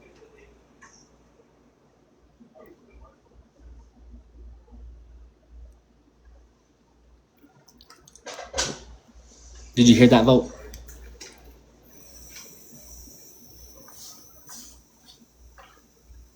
Yes. So what do you take away from all I said from that? From the experience to what I believe it is, what do you think? And I'm using math as a way that math is understood to do it, because since math is the building blocks of all other things, there's really nothing other to base it off of. If you've experienced it, there's math that supports it, and you have to find it out. And you can use algebra to find out what you don't know. Yeah, I was not savvy with math, but now I see the purpose of it and its use. It's just that, my upbringing was a little different. So I'm playing catch up, and all the experience that you have brought up is astoundingly amazing.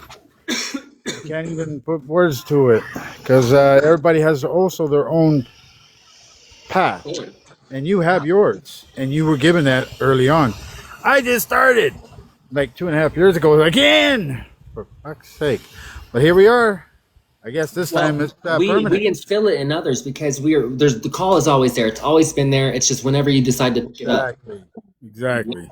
Just I was able to have time to figure out what was going on, and suddenly here I am back again. It all started because they started talking about banning TikTok. That's all. That's how it started with me, and here I am, awakened. Yeah. However it may happen. Yeah, huh? Ban TikTok. Why? The kids, I need the kids to be doing their little dances. They leave me alone. They give me, this app gives me sanity. What? It's being used to manipulate? Oh, we gotta talk. Right.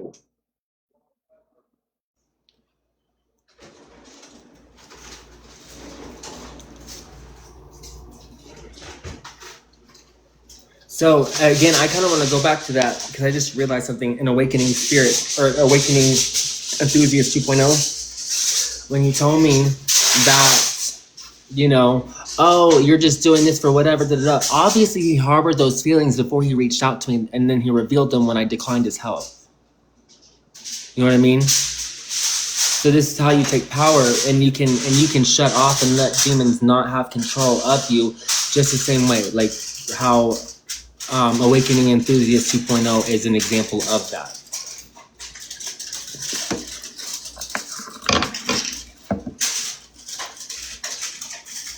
TikTok started as us people dancing to songs that went viral.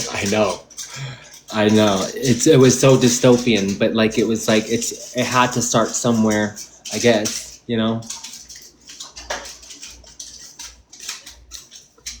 I feel like everything that TikTok used for is completely distraction and dystopian. People get on here and eat. They act like NPCs. It's like many of them.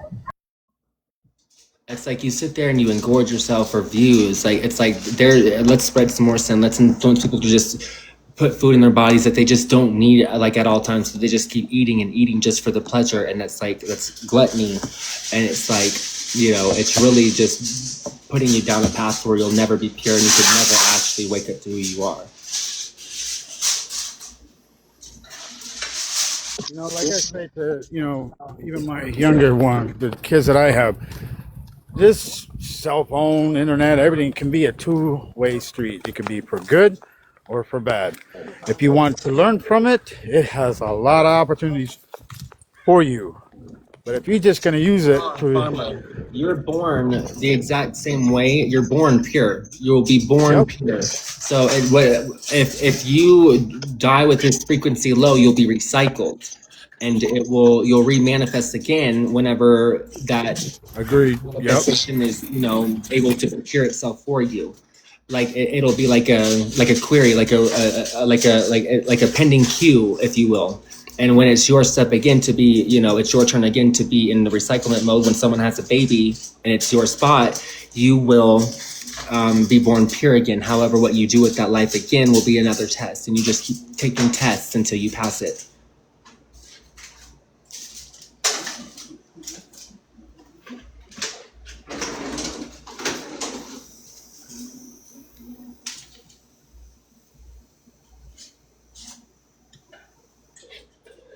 That's why religion, all of it takes in, like reincarnation, like all this takes into account with, like, it's all combined. That's why, but they divided it all, so they separated it all, so you couldn't bring it all to a whole understanding.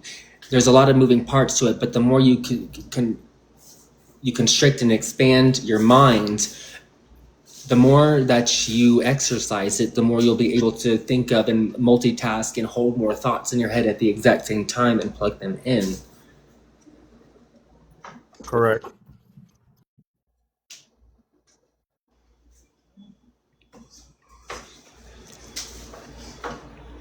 Again, becoming in control of your own thought is another form of magic, of magnetism. Thought itself is of substance. It exists, and it transfers in between us. That's why people will get the same thought at the exact same time. That's an example of this. That message is actually being sent as a broadcast by an admin.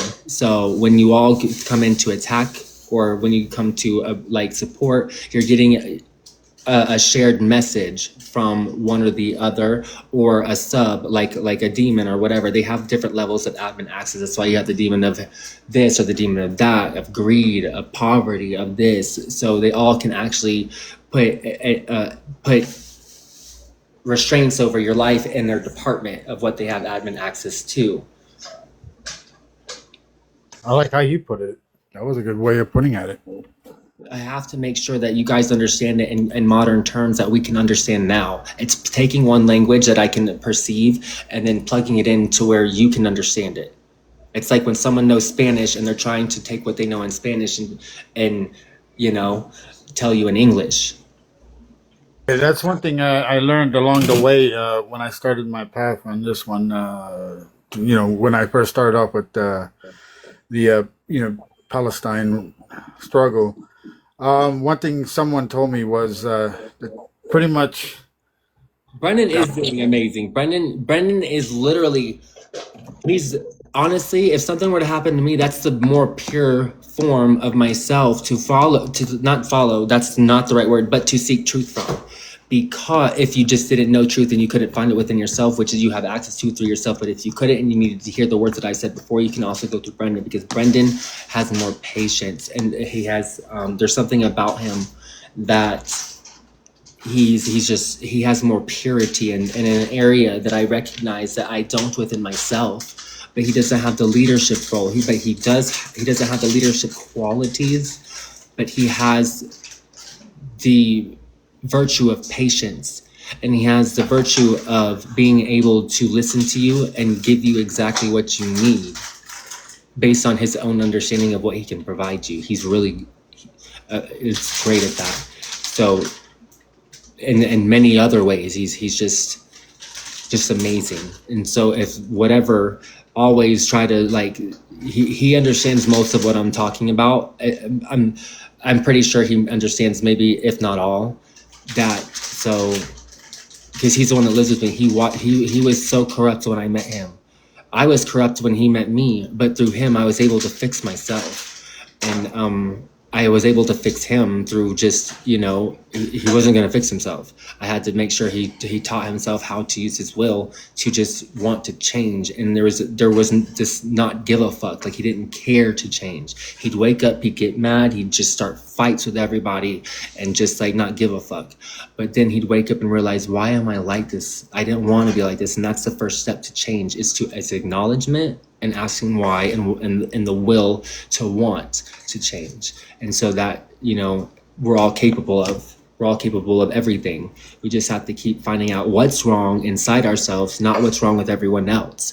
When we find out what's wrong inside and accept if there's someone who is absolutely in need of saving and you can save them, then absolutely, if you can do that in a beneficial way that doesn't actually traumatize them, do it.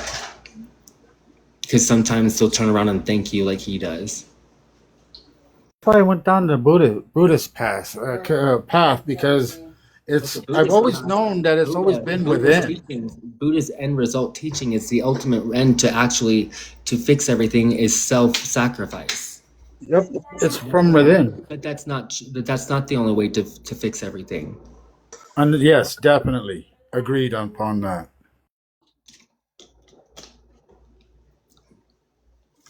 Sorry, Buddha. I mean, I know your intentions were well, and you truly wanted to remove evil from the world, so you wanted to remove itself, and that's good work. However, it wasn't correct. You know, you can make them get retested again, but that doesn't fix the problem now.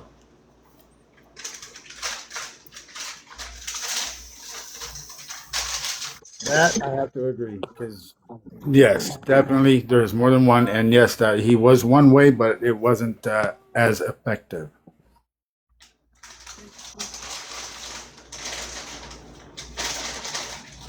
And I was partnering with somebody else who took. Brendan, you can come up here, buddy.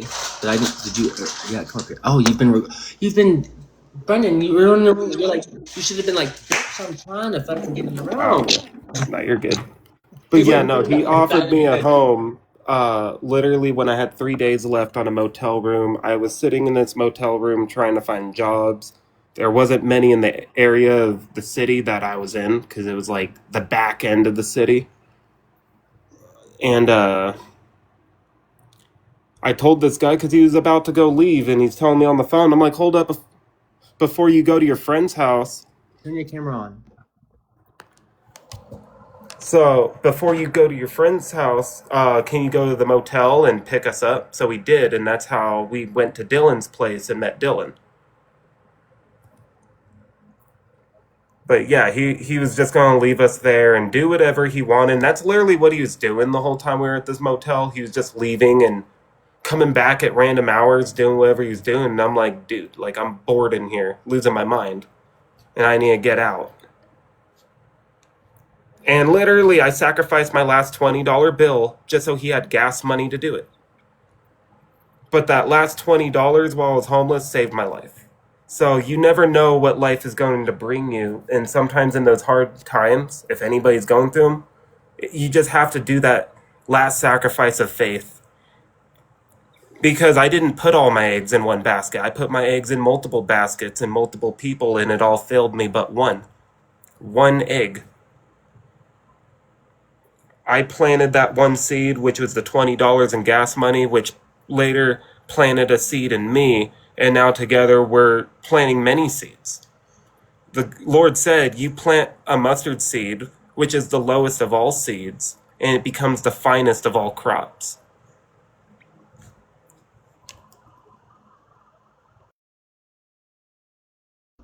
I actually didn't know that, but I guess from my understanding, I've known Brendan. He's lived with me now. We've lived together now for almost 5 years. Yeah. And he's my brother. Like I call him my brother. I tell everybody that's my brother. Like he's my brother. We may have not like been born from the same womb, but he's my brother. I didn't know that. I didn't know that you wouldn't have never have met me if you didn't give him $20 for gas. Literally, that's what I'm saying. You don't know what life will bring you, so sometimes you have to use that last sacrifice of faith, even if it's all that you have left. It was the last egg I had for one more basket.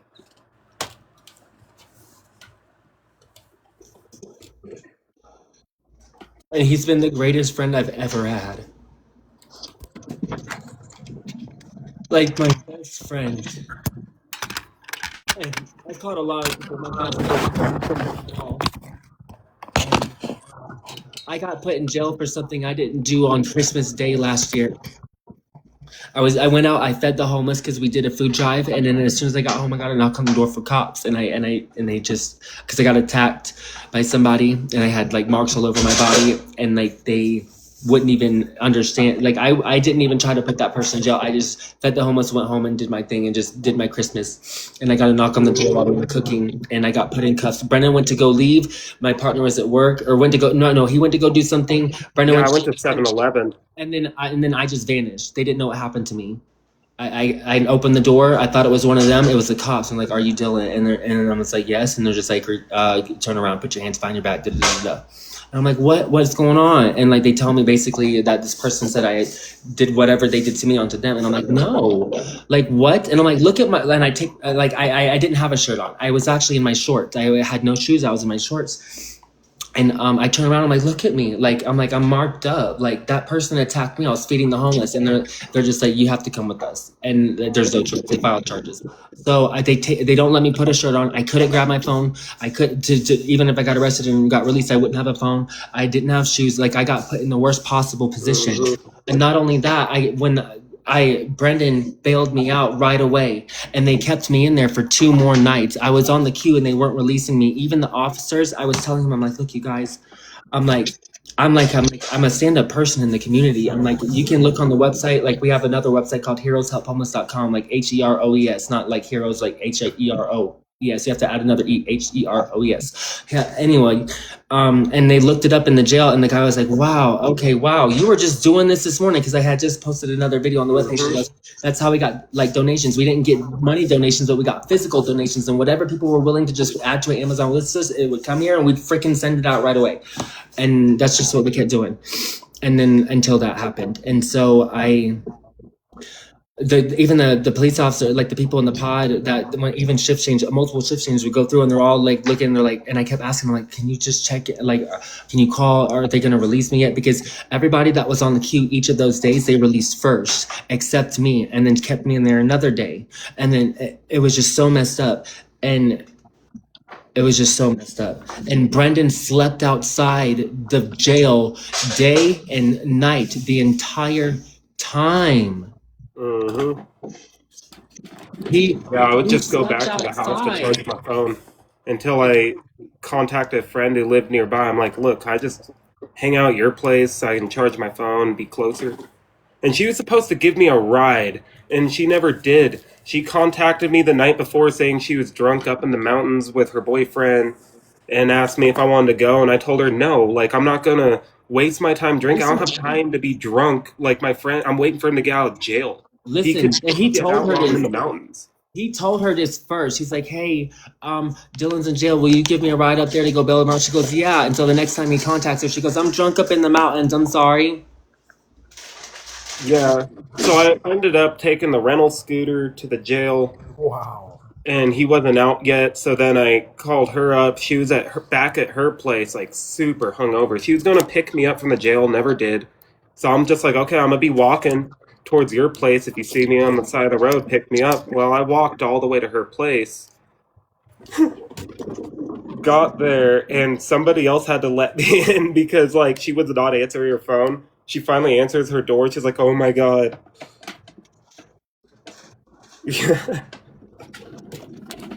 And I thought I could trust her. Like, I thought she was gonna be there at 10 to pick me up and da-da-da. And I just knew when 10 passed and they weren't letting me out. I'm like, oh my God, they're waiting on me. I thought they were sitting there waiting on me. She never even freaking came and brought him. She didn't even freaking come. I just thought I put full faith in her. And so I waited. Oh, yeah, I waited the entire day.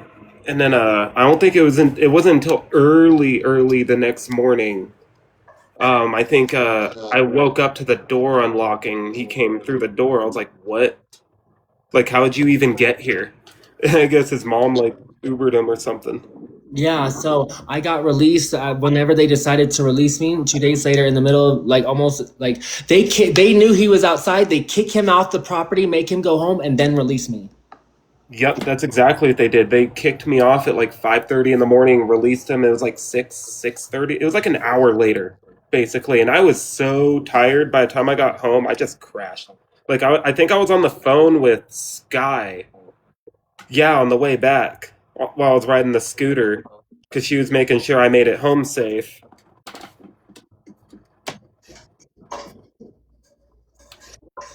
because it was like I was like super tired and I was taking like the back end trails on the scooter.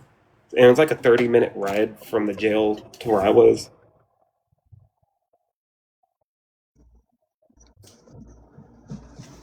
Yeah.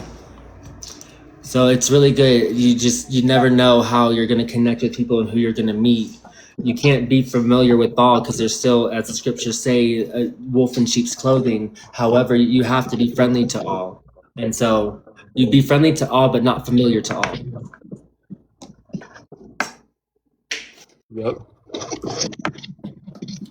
Thank gosh I became familiar with you, buddy.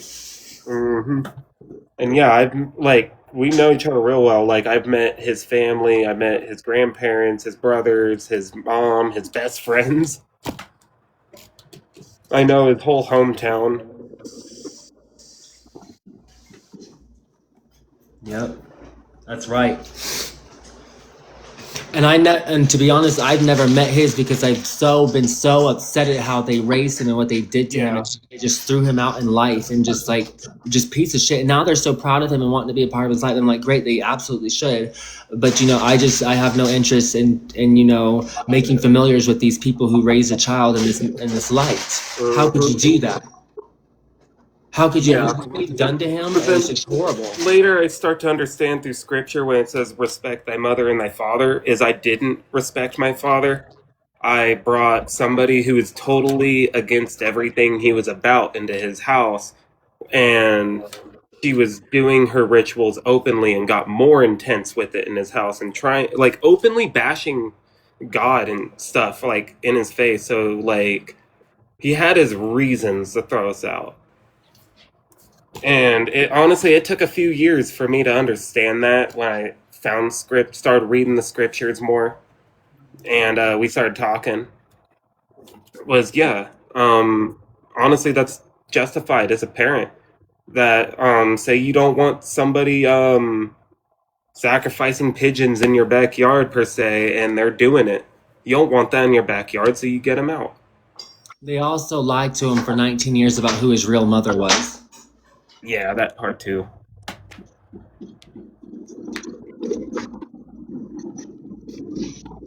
Oh. Well, only my dad was open about the truth. My mom in Georgia wasn't. She still bashes it and was still like denying it and saying none of it was true, even though like I had all the evidence I needed to know that it was. But really, I'd say the only part of my family is probably the ones in Georgia that I just have no interest in talking to much anymore. I tried talking to them lately. They don't want to respond. I mean, my grandparents will. I like my grandparents, but my grandparents always been there most of my life.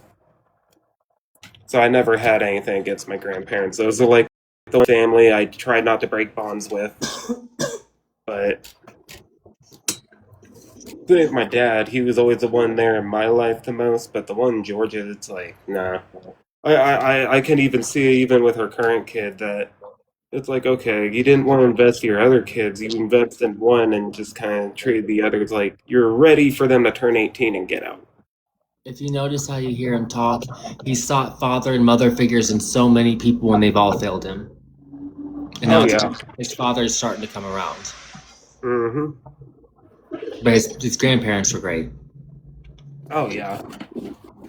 Especially your grandfather.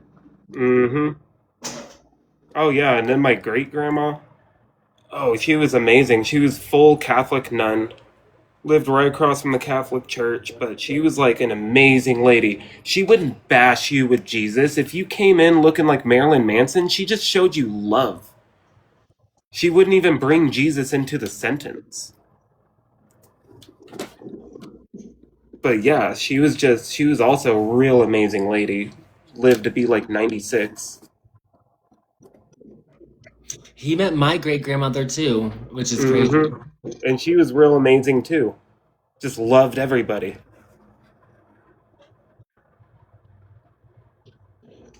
Yep, she's so sweet. She was actually at one time one of my closest friends until she got, and she still was when she got dementia, but she lived to be 102. And wasn't that And she was Dwight Eisenhower's unknown daughter. mm-hmm. Because he was a very. You'd be surprised the presidents have a lot of unknown kids. Apparently, John F. Kennedy might have some, and same with the Bushes.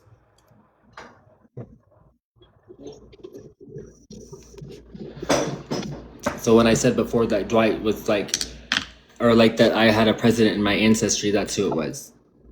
And like it wasn't like, it's just, I just feel that there's just, I don't know, there was just so many capabilities plugged into myself that I'm able to just help other people. And so what I do, Brendan can tell you that like, I may have a weird exterior that is hard to understand, but my intent is so pure. Mm-hmm. Like all I've ever wanted to do is help, isn't it, Brendan? Like I'm always like, let's let this person live here. Let's do this. Oh yeah, and we've helped a lot of people. Oh yeah, there's been some crazy times of us helping people too. Yeah. Like we've drove all the way from Florida to Georgia at rental. To Arizona. Oh yeah, Arizona to pick up your friend, and then like it didn't work out while we were in Arizona. We saw this. Do you want to tell them how it's in the Oh, car, like, dude, this guy. Yeah, so he was getting kicked out or whatever, and he needed like a place to stay. And like this guy like shows up, his face fully covered, like hoodie pulled like Kenny from South Park, and all he had was a PS5 with the disc drive. With the disc drive, okay. And he was moving so, like, in the you got to pay extra for that. And no discs, but he had a disc drive in the PS5. But he had this PS5, and that's all he had. Like he could have brought a backpack, anything. It was just a bunch of heavy jackets and his PS5. And these jackets had lots of pockets. And, like, something seemed really off by him. Like, he didn't have a conversation with none of us. He just turned around and said, "Hi, my name is..." And literally, we get to a gas station. We get to a gas station, like... I said, oh, yeah, I think my credit card declined or something at this gas pump. No, listen, you're missing parts. So, as soon as we start driving, I'm like, I need gas, you guys. And I'm like, I have my phone like here, I'm prepared to send Brendan a text. And so I'm like, I tell Colin, I'm like, hey, what did we do? So I was like, no. I was like, Brendan, I was like, go pay for gas. And so he goes to pay for gas, and Colton's like doing his thing. So I'm like using my phone. I'm like, he's coming in behind you in the store. I'm like, when he's in there, turn around and just come out here. And so he just starts fighting with people. Colton just starts arguing with people. Yeah, dude, he came in, his eyes were wide, like he was high, he was angry. Like, what I saw from Colton was like, just I don't know, just like a friendly guy at first. This time, it was a light switch, like full demon mode. Like, I saw the face changing and everything that people usually see.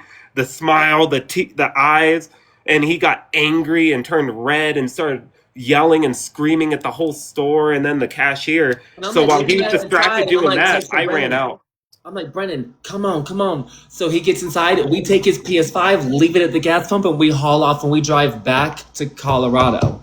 Yeah, and as like we turn and look around, like behind us, he's like coming out the store. Yeah, we were like, oh, no. We think you stole that. You can have it back and figure out what the hell you're going to figure out now. Explain this one.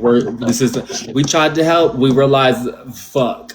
Let's go back home. Yeah.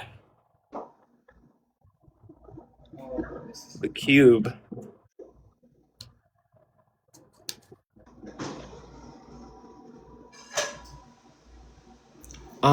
Cascade, how about you? Do you know? Can you explain it? So, do you want it to be explained to you, or do you already know and you have you already have a response prepared for no matter what I say? What is it, the 16-sided cube we're talking about?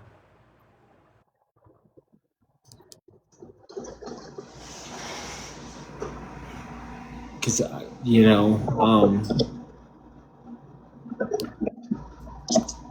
there's sometimes people, when they ask you things in the form of a question, they just see you, they try to see what you know so they can, you know, disagree. So there's a reason why you make a statement, not a question. So if you believe something to be true and you want to start a conversation, say this. Do you know anything on this?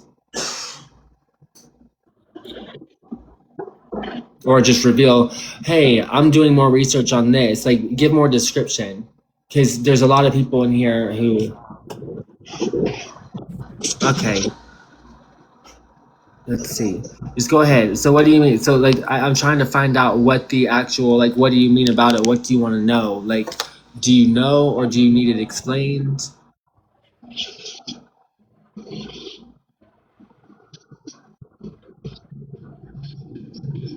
Got you. Okay. So you want it explained.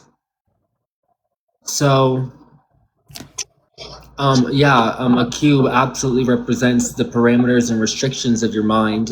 Think of if you were to have in any space, in any shape, anyway, yeah, there's so many shapes associated with the mind: the star, the Merkaba, a square, a triangle.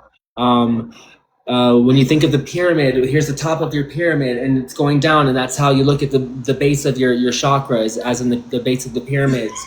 When you the Merkaba is the energy, the house of the what transmutes the cosmic energy into your body, and its house above your head in the ethereal plane. And that also, so there's, you know, it plugs right into the crown, which plugs into the third eye, which plugs into the throat, which plugs into the heart, which plugs into the stomach, which plugs into the sacrum, which plugs into the base, which is your spine. And all those are different energy pools, and they can block and unblock each other. If one is like active, like, they have to be a flow of energy to do anything, to transmute anything, and this is part of it as well. That's what.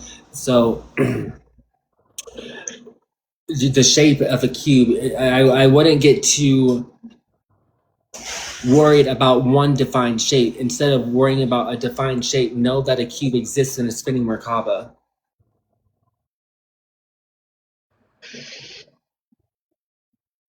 What I'm seeing. When it's spinning, it has multiple shapes that it represents. There's a cube because there's a point here, a point here, a point here, a point here, a point here, a point here. It represents a star, a cube, and it represents a triangle.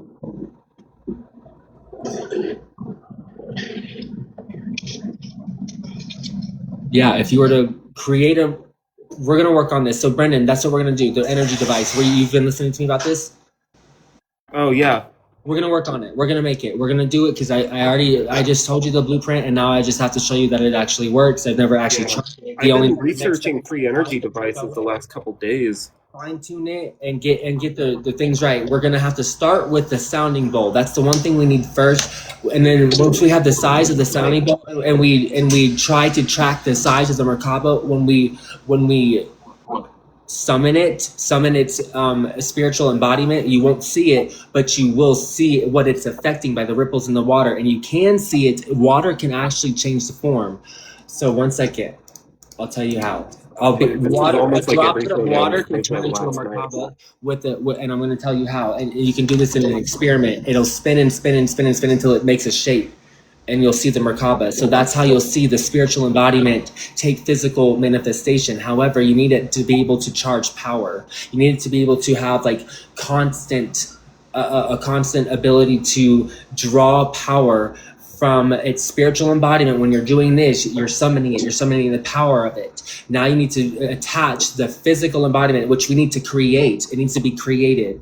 You need to create the Merkaba shape, a 3D Merkaba that is the same size of what the spirit's manifestation size is. And you'll know that by if we get a device large enough with that sound resonance to create. However, you don't even need that. You just put something in the middle of the water, you do the sounding bowl, and you'll see the ripples move in unison. They work perfect. Water molecules do not do this. They're sporadic. They don't move together. The Merkaba gets them to move in unison and make shapes and hold form. And you'll see it in a sound bowl.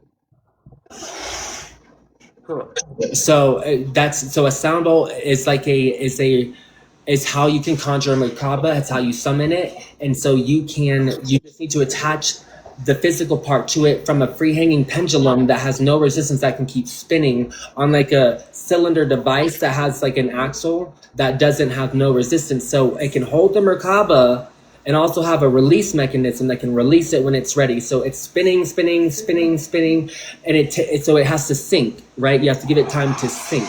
So when you're doing the sound bowl and you conjure it, it only is conjured while you're doing this, and when you stop, it's gone. So you have to keep doing this. So once you house the energy, once you're doing this and you create it, you get you have the pendulum hanging while you're doing this in a way. So you'll have to have a device that comes from around the bowl and not from the top of it like your hand, how I'm doing it, but you'll see what I'm talking about. So you have it, the 3D device will slowly start to spin with the energy and resonance of the sound, just like the water. It'll do it slowly, and then it'll start spinning more and more and more. As you're spinning it and you're creating the sound and the energy of the Merkaba, it'll spin. And you have to get it to where it's actually in sync at the same speed of the spiritual embodiment. Then you can let go of the clip, and it should stay put. And then once the next part is before you even have done that, you needed to create a middle piece that is magnetic, or at this point, you need to insert a piece inside of it that can either house energy or itself is going to, if you don't do that, you need a wireless charging pad that can absorb the energy it's transmuting. So, and you have wires to that, you have it to a battery, and you charge a battery with it. With that battery, you can power a house.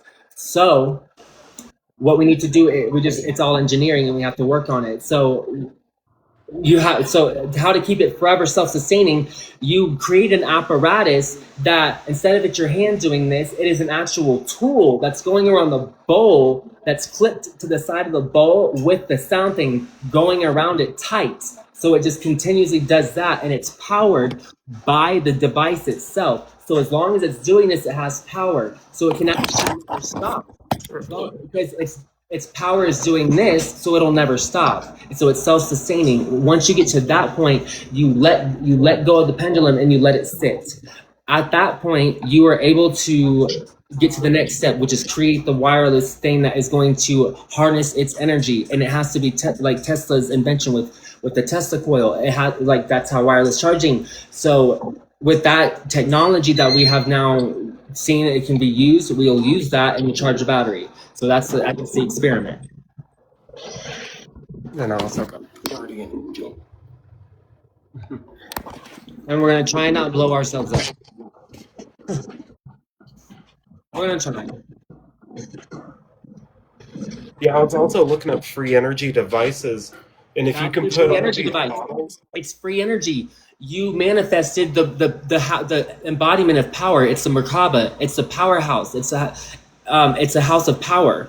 And so that is free energy. It's an energy source in itself. As long as you do what I said and you add the mechanical attachments to where it'll use its own power to drive the thing that keeps resonating the sound, it'll never stop. It won't ever stop. It'll forever power itself. And now all you have to do is charge something or power something with it.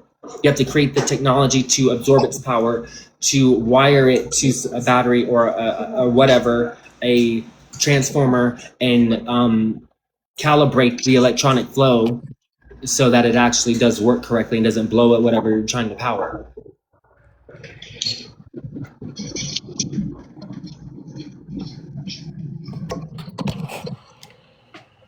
All right, so I'm going to end this live right now. Oh.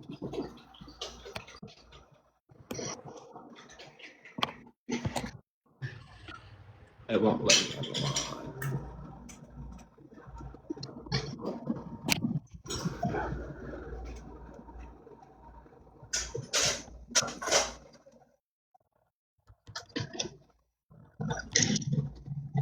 No. Okay. I'm going to restart again, but it's just because my live's been restricted for the entire time. It says, yeah, it's been restricted. Thank you guys for being here this whole